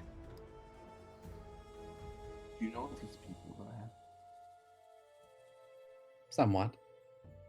Oh, wonderful, wonderful. I'll call to the guy. My friend here, and I'll point to Zolt, is afflicted by this death curse that's ravaging all of Faerun. We're trying to find a way to. And any information you can give us would be extremely helpful in trying to get this problem resolved as quickly as possible. Well, I'm afraid I don't have much to offer. You see, me and my men here, we had been in Camp Righteous, which was a few days north of here. But our foothold in the jungle was overrun, and we were forced to abandon the fort and retreat. We've managed to set up a small encampment here, but life has not been pleasant. We've had difficulty. Many of our men sick from disease. We're running low on provisions, and there's these deathly vapors that come in. If you're caught outside, it makes you deathly ill. It's not been easy going. Yes, that sounds quite awful. Quite awful. Who are those that are afflicted with? It's not that. It doesn't solve for diseases. It's just poison. Are these so the people? Are they poisoned or are they diseased? I wish I could tell you. It's an affliction unlike any I had seen before. Those that touch the vapor seem to lose their minds. Let's try lead me to one of them, and I will see if I can heal them. Well, I'm afraid it's not that simple. Here. And he takes you into, he guides you over to here. To our field hospital tent. All right. Inside, you can find a single acolyte who is got a number of people laying on the ground in cots and beds, and they're putting water on their heads, trying to get them to eat. Some of them are incapacitated, just lying on the ground, shivering uncontrollably. Others seem to be like they kind of alternate between vomiting and cackling madly, and others are just completely unresponsive and unconscious. This might be outside the realm of my magic, but I could give it a shot if you want. I'll go to one of the ones that's sick, and I'll try and do a lesser restoration on it. Laceration does not cure disease. Is it? So yeah, these people are afflicted with something that's so far beyond something I can cure, unfortunately. But you said there are vapors in the forest that cause this? I mean, Yes. what is that about? I wish I could tell you. It's this blue, odorless fog. We've seen it come on days before and immediately after a full moon. It's tasteless. It has no smell. But those that find themselves caught inside, they get something that the locals refer to as mad monkey fever. Oh, As that's a Gib- joke, right? Oh, no. I'm deathly serious. Mad monkey fever has claimed many of men. There's no cure for this that you're aware of? Is this something that Gib has heard of? I'm gonna say no. The Grung on a completely different part of the Isle probably haven't experienced this, as it's strictly inside the jungle. Well, do you think it has something to do with all the undeath that's pervading this area, or because I couldn't say. The entire Isle is so just unknown. We've only surveyed so much, and who could say what the cause of it is? The only thing that I can say for certain is that I and the rest of the Flaming Fists that are here, we're going to die if we can't make it back to Fort Valyria. Where is Fort Valyria? On the In the northern part of the Valyria. peninsula, all the I way like past Port Nyanzaru. Fortunately, I headed that way. Do we have enough? We have a lot of food, right? Yes? Question mark? Have you guys been tracking your rations? Because we've already traveled, what, 7-8 days? I can do something, but I can't do it until tomorrow. And have we finished our full day's travel to get here, or is this the start of our day? You finished your day's travel if you're not going to force march. Yeah, we need to sleep. Well, in the morning, if you have food here that you said is not not good, or what is your ration situation? Well, the only water that we can collect comes from the nearby river. We've tried to assemble rain catchers, but it's not enough to accommodate all of the men. Not to mention any water that we do store is quickly befouled by the overflowing latrines. So without a source of clean water, it is quite limited.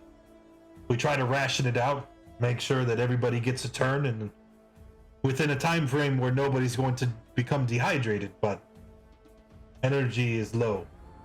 Morale is wearing thin. I would recommend this evening, because we need to replace the rest, and this seems as safe a place as any, if that would be okay. Get 4 barrels of water from the river. Okay, we'll send men out. We'll help you get 4, maybe even 8 barrels of water, and we'll put them in a circle for tomorrow. And when I wake up, I'll be able to cast spells that will purify the water in all 8 barrels. The acolyte who is in the medicine tent kind of steps forward. Sir, I've tried that. The thing is that the water is not poisoned or diseased. It is, maybe it's better if I show you. Alright. She kind of leans over one of the men that are sick in the tent. She takes like a tongue depressor, pulls his mouth open, and sets it on their tongue, and then grabs a small light, a stone illuminated with the cantrip, and holds it so you can see. He says, "Take a look." Yeah, I'll look inside. So, What do I see? well, when you look down into their mouth, what you see is, at first, it's very hard to kind of parse what it is. Looking into their throat, you can see what appears to be just little black spots, right? And it looks like something has caused these little abrasions all over their throat, right? Not unusual for diseases, right? It's something that's fairly common, spots. Until you see them wiggle. And you realize all those little black spots, it's not a symptom of a disease. They're parasites. Thousands of tiny leeches have latched on into the inside of the victim's throat. And I wanna try something. With the mouth open like that, I want to do Eyes of the Grave and see if those little leeches are undead. they are not undead. They are insects, I guess. Sure. Sure. Maybe they're from the river and then Yes, because they did say they were drinking the river water. well, Zolt can make water. we can make water. That's true. We can make water. Bug-free water. Yes, we can make water. It would be something again I would have to do in the morning. Zolt can make water right now. Make lots of water. Yes, you can. We have if you have empty barrels, we can just create a bunch of water presently. How many barrels do you need? Well, how much does a barrel hold?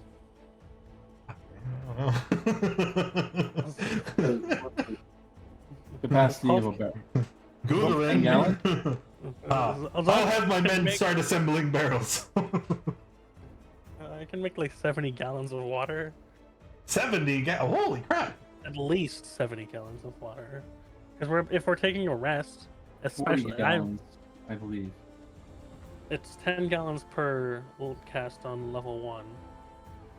And I have 6 of those slots. A and I have barrel two holds tier 2 40 slots. gallons of liquid. Sure.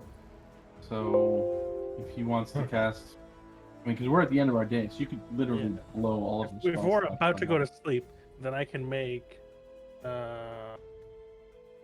Let's see. I can make 100 gallons of water. Okay, so on this map, right?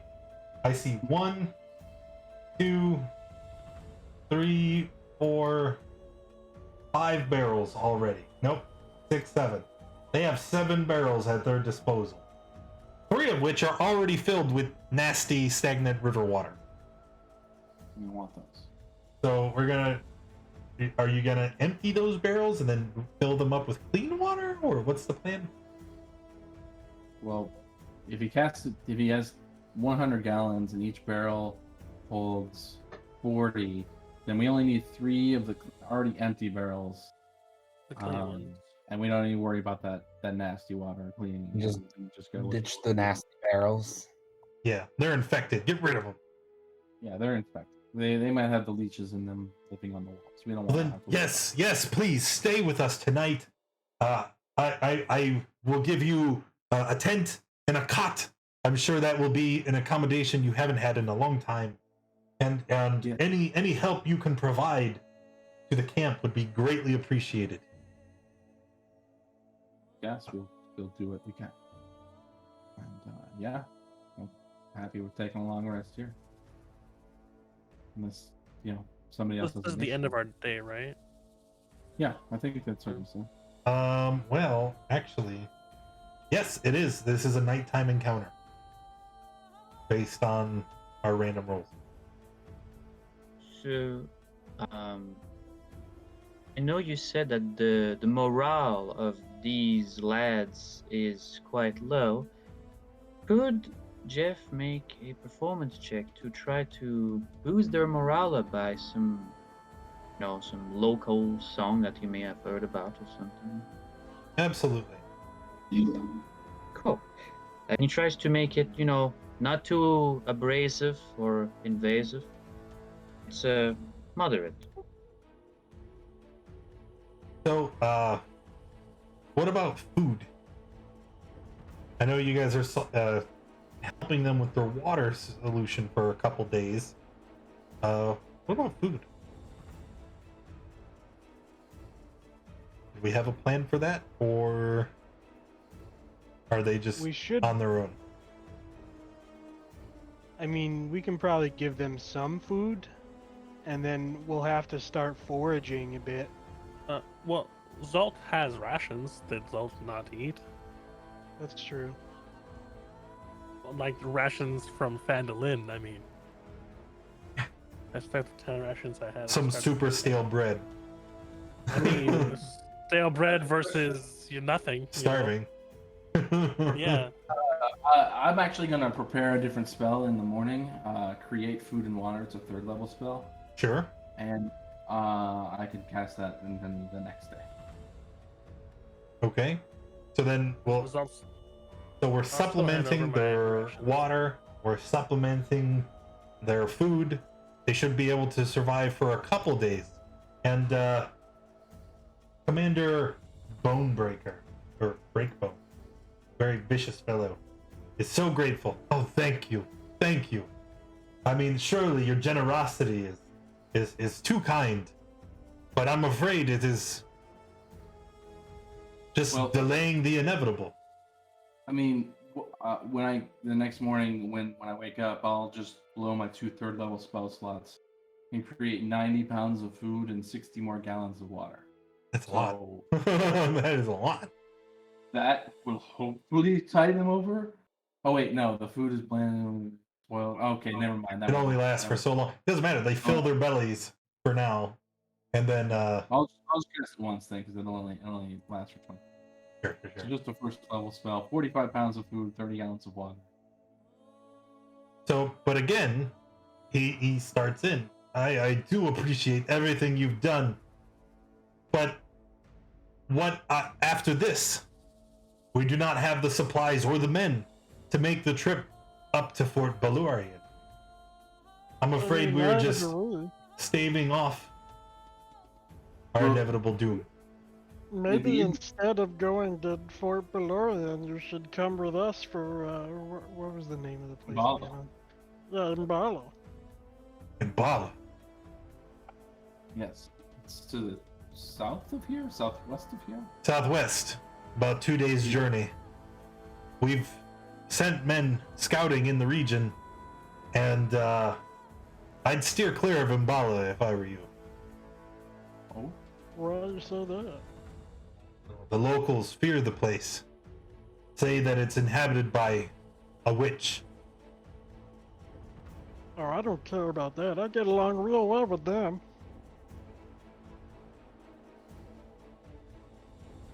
Well, I don't know if I would want to interfere with the workings of anything sentient and malevolent.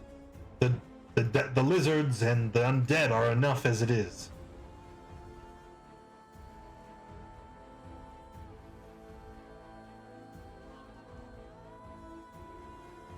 Well, I mean, what other choice do you have, really? There's only 6 of us. It's not like we can get you somewhere, or do anything special. So it's either you try going back there or you try Imbala. It's up to you.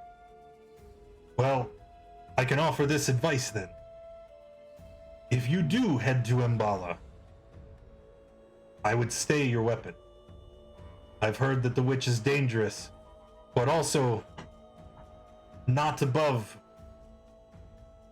helping those that come respectfully. Yeah, so you should come respectfully.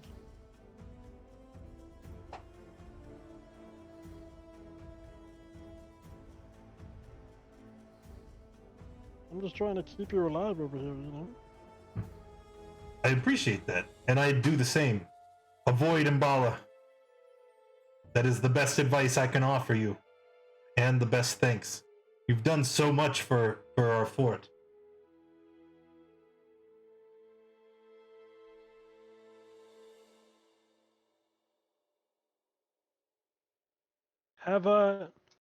Have they tried boiling the water to try to kill the parasites? Like, is that a thing? I mean, common sense says that would probably work. Right, so Why don't you guys try boiling the river water, you know, instead of just drinking it straight out of the river? Well, you know, I feel like that might help you out a bit. He kind of looks at you for a moment. He's like, "Oh, that does make a lot of sense, doesn't it? I wonder if that actually works." I'm looking it up on the sheet because throat leeches are a thing, but then why wouldn't they just boil the freaking water? Yeah. Ah, I hadn't thought of that. Wow, I feel like an idiot. Wow, got me so good.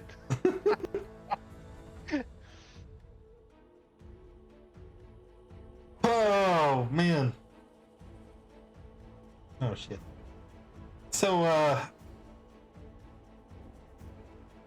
with everything else considered, is there anything else to do here that you guys want to do here? I mean, Done we're all I really- can. I'm ready to Oh, get to Mala. let's ask about the man that the other bards that you like to call them were talking about. The other bar. the Harpers. Yes, you. Man, the Harpers were talking. Artis Simber. The Zentarans are looking for a guy. Is that what you're talking about? Yeah, the other bards. They're not bards. They're Zentarum. They said Oh so. my God. We've got we got the Harpers, which are the bards group, and then we've got the Zentarum, which are they didn't have any instruments about them. Why would I call them bards, Gib? Come on now, think. Gib puts his helmet on while you're speaking, so he can't hear you anymore. That sounds about right. Anyway, I guess we could ask about the guy that the Zentara wanted us to look for. Yeah, Artis Simber. Does that name ring a bell to you? As we make our way out. I'm afraid not. I've never heard of him before. Is it a friend of yours? Are they lost? Another group is looking for him, and we said we'd keep an eye out for him. He's got some brown hair. Another group? This far in the jungle? Yes, this far in the jungle, where there, yeah, there's a group of 12 men dressed in like all black with some other Zentarum bounty hunters. Zentarum peoples. Yes, that's what they said. Zentarum? Oh, I wouldn't trust that at all. They have a reputation for being disloyal, untrustworthy, self-serving. I'd take anything they said with a grain of salt. That's fair. That's fair. Well, we should be on our way to Mbala. We gotta find a way to secure my friend Zolt here before he dies. And it was a pleasure meeting you, and hopefully we'll solve all of this problem before all of you starve to death, which is the goal. Well, even if you solve the death curse, I don't think that stops them from starving to death. Thank you, Like, friend. If you're out on an expedition and you don't know, you're the commander of an expedition, and you don't know to boil your water. Look, I don't know I that they feel like didn't. You're And kinda you know, I can't get the damn sheet to open. It's fighting me. So I'm gonna say it's probably that the throat leeches aren't killed by extreme heat. Because we are in a tropical climate. So let's go with that. Okay. You nerds. That Mike? makes a lot more sense than him just So- not boiling his water. Alright, maybe. You Fast tried walk. freezing the water. Maybe that'll help. Oh. Ow. Well, you have magic, don't you? You just lit a cantrip. Not really. No. Oh, Yeah, we have Anyone we who have can a- shape water can freeze water. Right. Another cleric like me who can do that, but they can't do. I can't freeze water. Well, we need to go on a fast march to Mbala and try and get there as soon as we can. So, farewell and best of luck. There we go. Back to this map. All right, Gib, and I wrap on his helmet. No, I'm sure he can feel the Oh, no. vibrations. All right, Gib, it's time to get going. Lead us away. Wait. And while I'm knocking on his helmet, I'll go ahead and give him guidance for his survival. Alright, Gib. Hiya.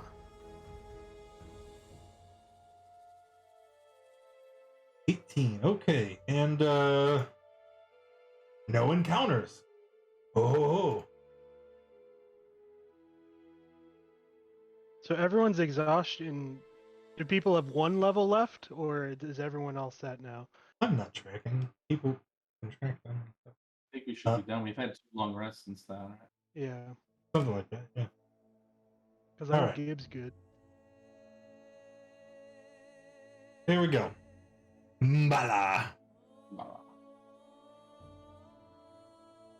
right. Alright. As you guys approach, a extremely tall plateau with sheer cliffs rises above heaps of boulders as large as ships. Looking up this mountain, you estimate the peak at about 1,800 feet above you. There is a narrow path cut into the cliff face and seems to climb all the way to the top, and a sign at the foot of the mountain in big letters, Mbala. I believe this is the right place. We might as well start walking. Gee, and you were doubting my abilities. I don't think I Jeff? did. But, all right, let's get going. Jeff is going to cast Speak with Animals and ask our loyal companion, Andy the Ankylosaurus, how have you been holding up? Has it been an appreciable trip for you, my friend? Andy good. Andy hungry. Hungry? What would you like to eat, Mr. Andy? He just kind of moves his head and chomps on a nearby bush. Ah. Oh. How's he doing, Jack? Oh, he said he was good, just a bit of a hungry lad, but now he ate a bush. I think that's considered a snack bar for him, perhaps. So, I think he's good. Oh, Snack. does it look like Andy can make it up this path? Ooh, definitely Oh. not. Remember, the description was it is a narrow path cut into the cliff face. So we're talking about stairs ascending this huge mountain, and our boy Andy is far too large to fit in this narrow path. Can you maybe relay to him that we're gonna have to leave him here for a moment, and that he should Of course. be What- in what? Andy, Jeff, listen to me. Jeff, Carefully, Andy. Jeff, Yes. Yes, sir. Jeff make Gib big. Can Jeff make Andy small? It's a terribly good idea, but it only lasts a minute. For a minute, yeah. How many times? You get like Andy 100 feet small. up, and then he would get wedged in the rock. Look, Zolt doesn't know this, okay? Zolt's a little distracted. Just trying to come up with ideas, all right? Do you see, Zod? That was a good idea. If my spell was able to, that would have been perfect. Good thinking. So he turns to Andy and he says, he takes him, amicably, and he says, Andy, we are not abandoning you. Friendship survived this. Wait, We Zolt must has go up these idea. stairs. Zolt has second idea. Zolt can Yes. cast spider climb On Andy? Yes, for 1 hour. yes. Yes, Yeah. climb those trees, Andy. Spider climb Andy. From my staff, I can cast spider climb. And then in everybody one just charge. piles on Andy's back and I can cast it 10 times. He can have 10 hours of spider climb. all right. So Andy's coming up the cliff with us. How's he get back down? The same way, I guess. All right, Very Andy, carefully. I will sing a song for you. You go through these trees at the rhythm of my noise. Spider Andy, does whatever an Ankylo can. Look a tree, another tree. Jump over there and down over there. Look out! Is you Ankylo. So, Ah,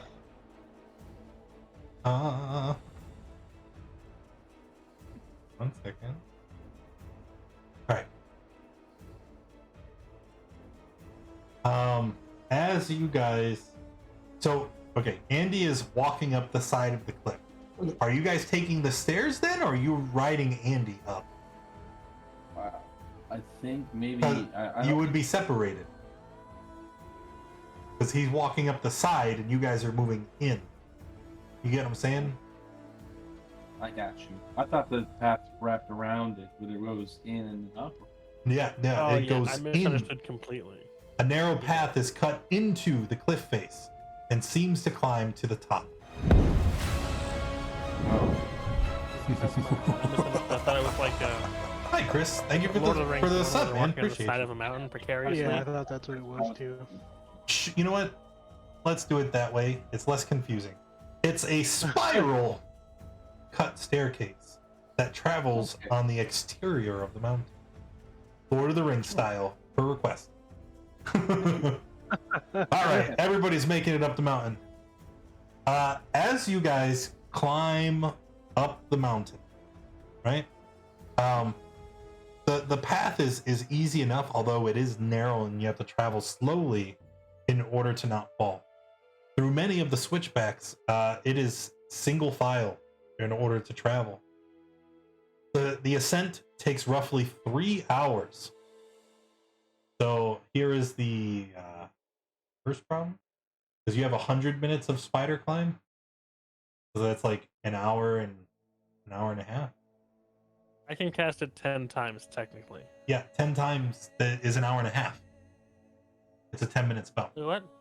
It's No, it's No, not. it's Wow. 1 hour concentration up to an hour. I thought he linked it. It said, Yeah. You did. oh, Yeah. Now. what did I see that Up to an said 10 hour. minutes? Oh, that was speak with That would be animals. to speak with Oh, animals. speak with I animals. knew that. That was a test. You passed. Congratulations. Oh. All right. 3 hours, 3 casts. Anyway, so it takes 3 hours to get to the top. All right. As you climb ever higher, you eventually breach the tree line, and you can see the area around you. To the southeast, there is something of note. You probably just saw that X pop up on your map. Mm-hmm. Hovering above the tree line, you see this thing. It looks like a giant chunk of rock. And it's got a number of tree roots that are breaching through the exterior of the stone. And its shape and with the roots that are breaching it, it looks somewhat similar to a heart, with its vascular system all exposed. And you can see that far off into the distance, and you can see a number of creatures flying around, roosting inside. So that is the first thing of note that we see. We also see further to the south what appears to be an airship. large, wooden, and in shambles as it has crashed into the treetops of Zolt and now lays as a wreck far to the south. And then to the east, you see a large stone obelisk.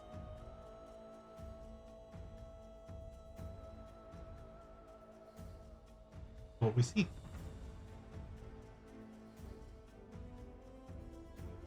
Continuing to climb.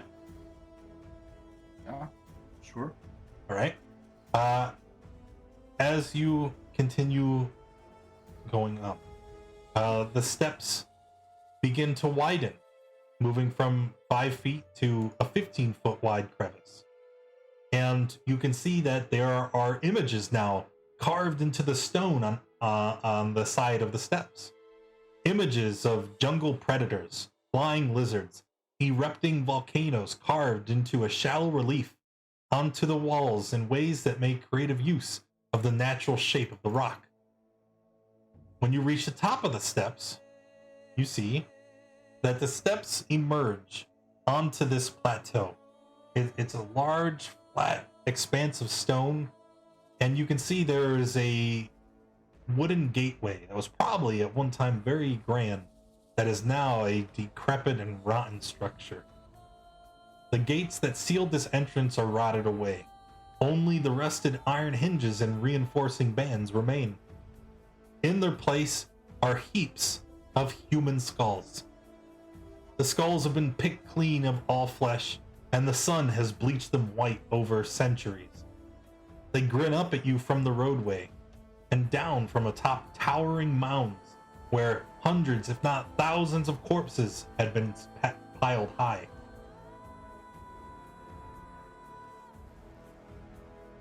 All right, Jeff. I think the show is yours now. I believe your hobo vision led us here. Now we need to find the. Yeah, now it's all up to you. And Gib kind of, touching his clothing, pushes him towards the front of the group. To be fair, that visionary man said west of Umbala, right? Yes. Yes. So my mind would go to that lovely spire of rock over there. That's No, just that's- me. That sounds like wise speech from a wise man. Yes. Let's go this way. Sounds like you're scared, Jeff. Let's go and well, first things first. Let me do Eyes of the Grave. Yeah, we should also definitely actually go to the city first before we just. Do Eyes of the Grave. Let's see if we see any undead within 60 feet. 0 undead. 0? Okay. 0 undead. There doesn't see any undead. As far as around exploring the city, though, Rohan, you bring up a good point. Because exploring the city, there doesn't really seem to be one. I mean, there's these massive piles of remains, but the buildings have all rotted and are left in ruins, except for one. There is a single structure that is still intact. It is a lone hut about 1,000 yards from the gate. You can see it, as there's really nothing else to obscure your vision, and it's at the edge of a large field. The hut seems to be made from thatch and hide, and it's stretched over the rib cage of an immense reptile. There are animal skulls, wind chimes made from bone, and totems of feathers and shells that rattle in the breeze, and a plume of smoke drifts from the hut. Well, someone seems to be home. Why don't we go check that out? Yes. I do even believe that if there's anyone actually living there, they might be able to hear us from a distance. Shall we hail them? Sure.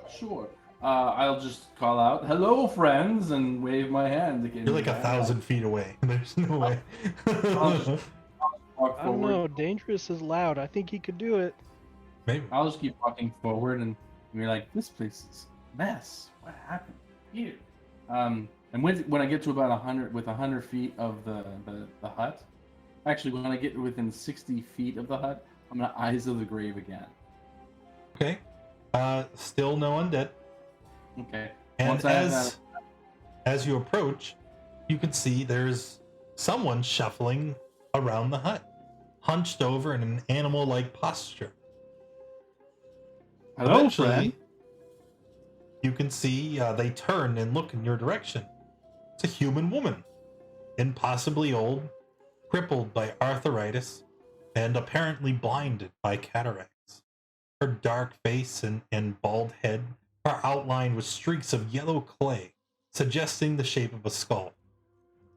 Or maybe it's just her shriveled skin hugging the frame of her face that creates the illusion. Again, hello, friend. We are travelers looking for an rigmarole, like I've been saying up to this point, and we're hoping maybe you might be able to exchange some information so we can find a way to take care of this curse and be on our way. The woman What walks is your forward, name?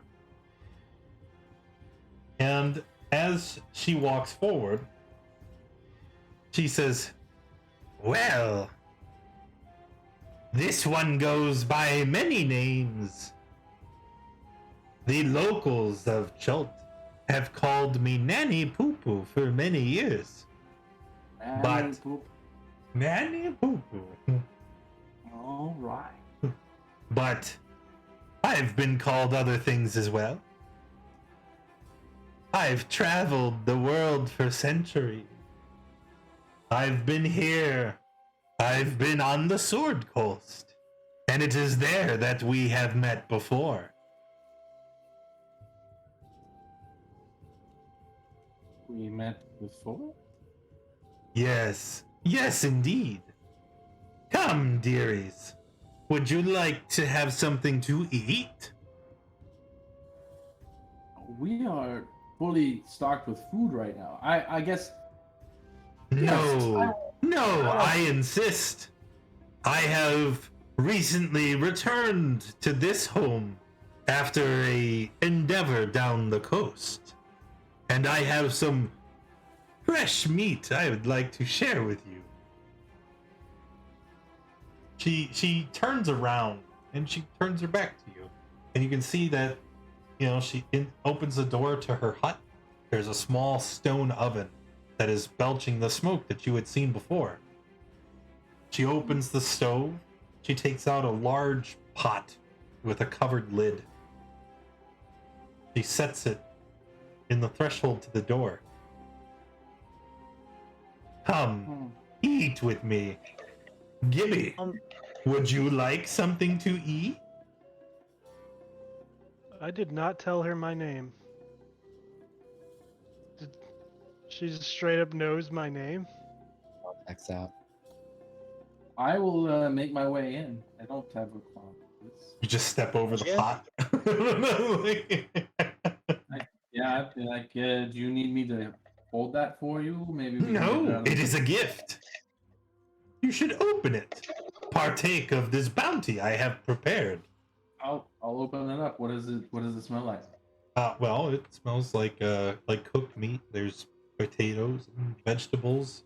So it's like a roast, There's this big meat product in the middle. There's vegetables all surrounding in like a broth. But the meat is strange. It's thin and kind of stringy. It's you can see what appears to be like it's like the bicep, right? It's like a shoulder piece from shoulder to elbow, and it's only about maybe a foot and a half long. Mm-hmm. There's multiples of them, and almost like these large rib-like portions. If that doesn't whet your appetite, I have this. I have to pull the skin off, but she turns to the stove. You can see on the stove is a head. And it is the head of a grung. A grung. A golden one. Okay. This. Do I recognize this grung? it would be familiar. No way did she kill the chieftain. Do you realize your folly, Gibby? And as she talks, you see the facade of Nanny Poo Poo It's the begins to hag. fade. And it's Oh Hagatha my standing in front of God. you. Hello again, my friend. Oh, hello there. I didn't recognize you. You looked a little different. I missed you, you know? Yes, I take many forms in my travels. It is very convenient to blend in.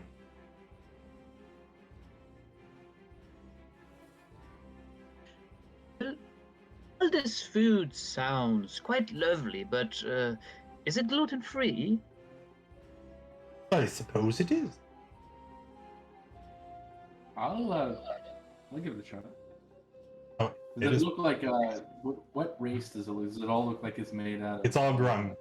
all grung? She's cooked up a great many grungs for you to feast on. She killed my tribe? Did she kill my whole tribe? Oh, Gibby!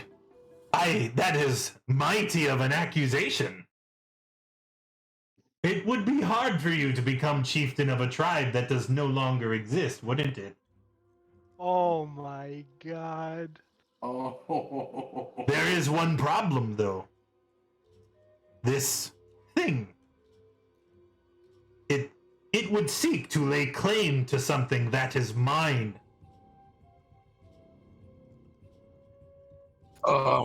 If his tribe's dead, isn't he chief by default since he's the remaining member and therefore in charge?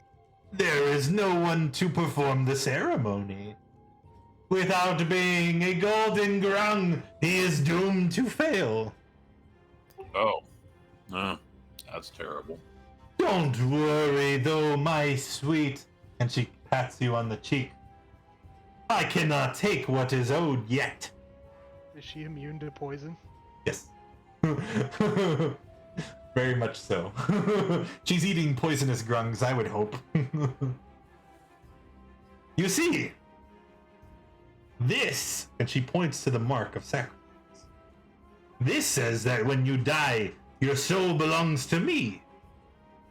But there is something out there in the jungle that would rob me of what is due.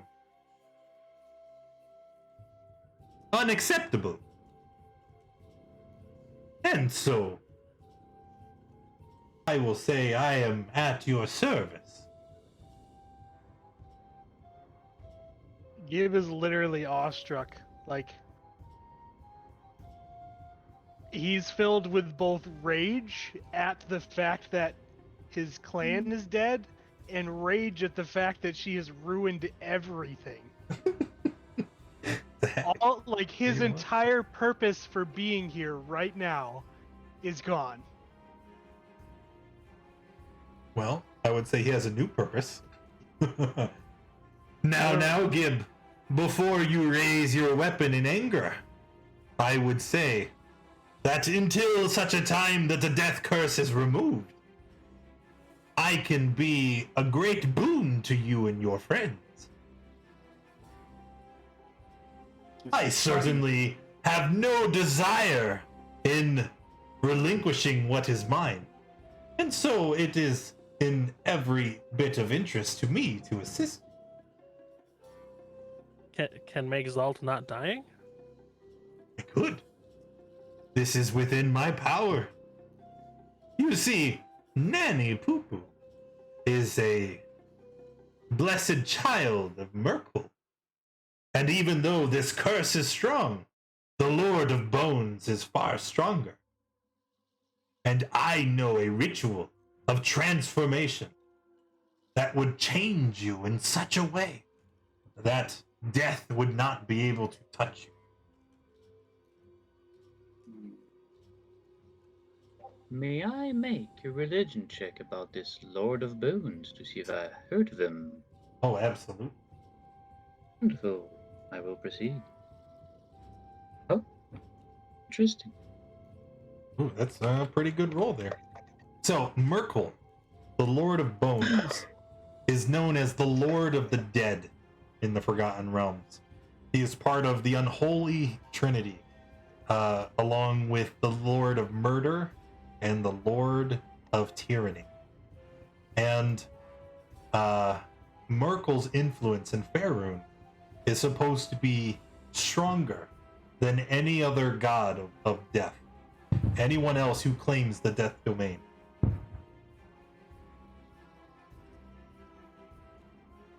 Oh. What does this transformation entail for our colleague Zolt here? Will he retain his memories, his capabilities? I said I could help.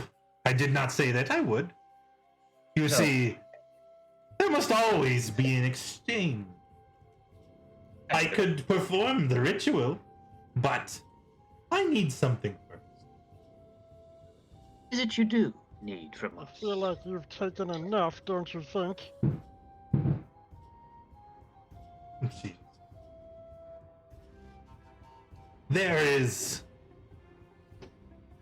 There is a number of creatures. Ugly, disgusting beings. They nest on the south side of the plateau. They fly up here. They pester and bother with their noise and racket. I would like to see them removed. All right. That seems simple enough. How about well, I guess in that, and then you'll cast the spell on Zolt, and he won't die of this death curse. Certainly. He won't become undead, will he? What? Oh, how dare you? Why would you even insinuate such a thing? I must cover my bases. My highly perceptive, she's very obviously lying.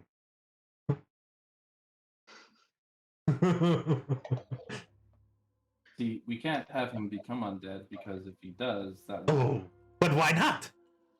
You see, the right of stolen life is unique. It is something that only I can perform. can It is a way to see- return life into a body without the need of their soul. I mean, I'm pretty prominently displaying my gatekeeper's insignia. It should be pretty apparent. Maybe not. I am. No. We're not making my friend undead. No. Oh, you silly clerics. You have such a limited worldview. You have to focus on what is important. And life is important. Death is not. You're right. Death is Life travesty. is important. If your friend has life, isn't that the imperative talking? Undeath is not life. It is also not death. It is a perverted warping of life. Listen, No, I don't I'm care not- about your stupid death or undeath or any of this crap, okay? You need to help us get rid of this stupid curse. That's the bottom line. Yeah, we're trying to get rid of this death curse, and now you can. Is there another way you can assist us? Do you know where we can go to end this curse? Perhaps. If we kill the things in the south of this plateau, will you tell us? Perhaps. No, there is no perhaps here, okay? If it's a yes you or want no this question. stupid soul in here? Well, you gotta get rid of the death curse in order to get it, now don't you? You have no leverage. You've already taken everything from me. There's nothing left. I will be straightforward with you then. If I had known the source of the death curse, I would have removed it myself. And then after I disposed of your clan, I would have came for you directly. But I do not. But I do know what has caused it. Remove these terror folk, and I will tell you what I know. That seems like as good a trade as we're going to get. Nanny Poo Poo, well, tell us what you know. We want to know about who caused this. This will be valuable information. But secondly, when we return, these pesky Terrafold would also like to know if you heard of Orolunga and its professed wise guardian. She just points over the horizon at the obelisk.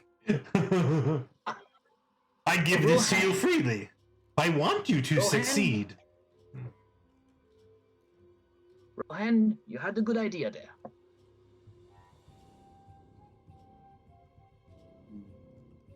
He will.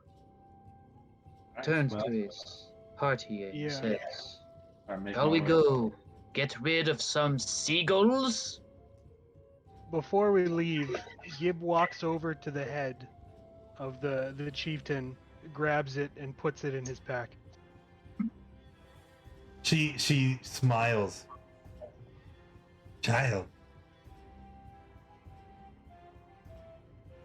I tend to find that those who suffer greatly are the most delicious. I will make you an offer. That head that you have taken, your once chieftain, crack it open. Consume the brain within, and I will bestow upon you a gift.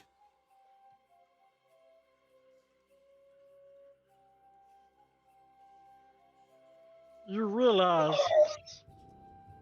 in your infinite wisdom, that you have just killed my entire clan, and you are now asking me to trust you on something as mundane as a gift. Nanny Poo Poo has no more reason to be deceptive. All of my cards have been laid bare. I need the death curse removed so that I can lay claim to what is mine. Not just you either. I have many other trades that have been made.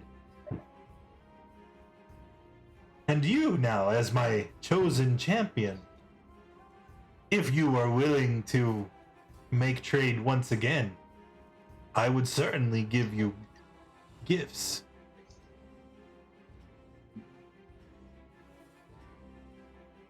Consider it. I only needed the skin anyway. And Gib will eat the brain inside of it. Make sure to add some paprika to it. That's cannibalism. Does he enjoy it, or would he be like, "Oh God, what am I doing? Oh God, but it actually tastes good." He didn't particularly care about the chieftain. Like, he just kind of existed. Like, Gib kind of thought he was an idiot. So I mean, I wouldn't say he's enjoying it. It's more he's numb at the moment, so he just doesn't care.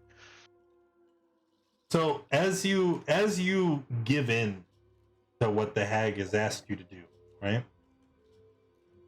As you do, the mark that she had given you earlier, it begins to burn, and as it does, you can see rivulets of blood begin to trickle down your arm as some magic is causing it to activate again. And when you have finished consuming it all, she just smiles. Wait, Gibby eat his tribe while I was gone? One of them, yeah. So she smiles. She says, "When you have need of most, you can call upon my gift. Use it wisely, friend."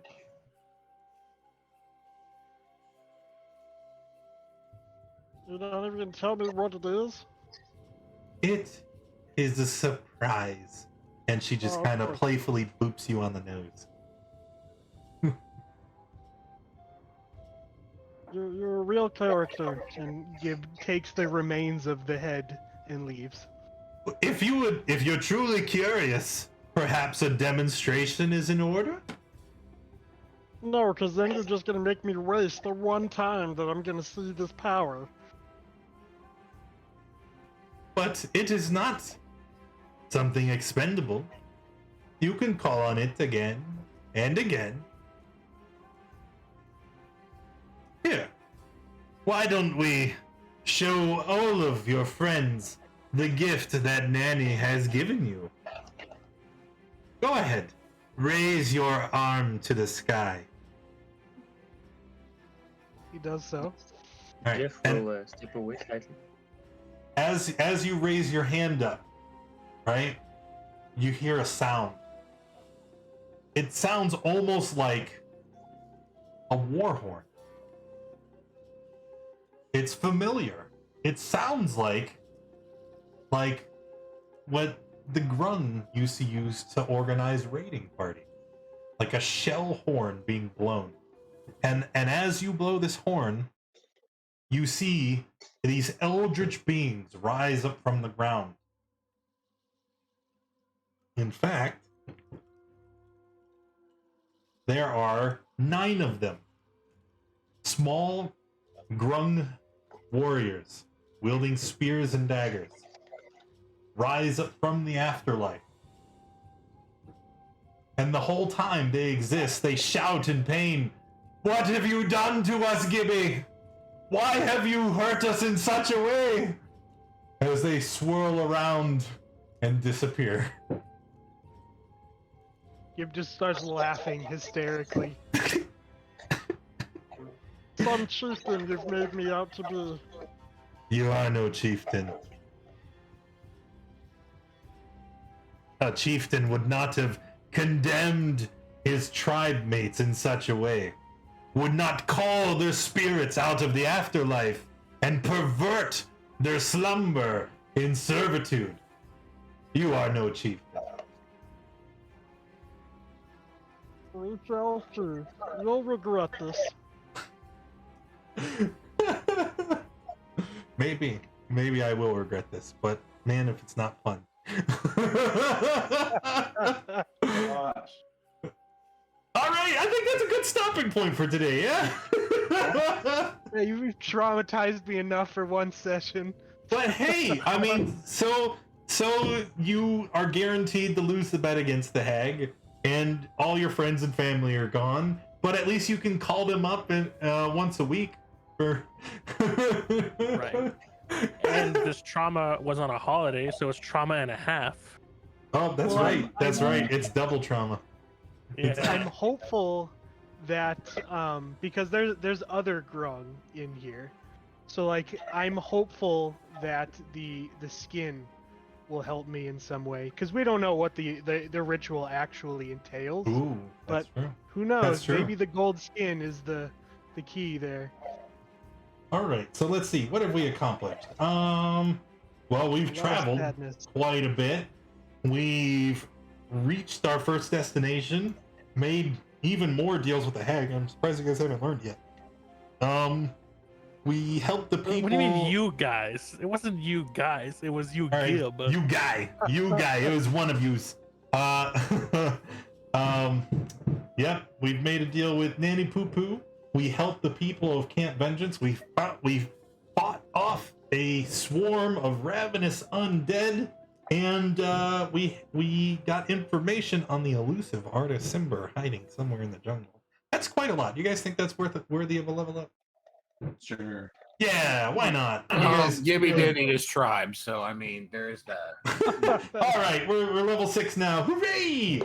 And thank you all for coming and hanging out. Appreciate you being here. I hope you had fun. And I know I had a blast. And I will see you next time. Bye, everyone.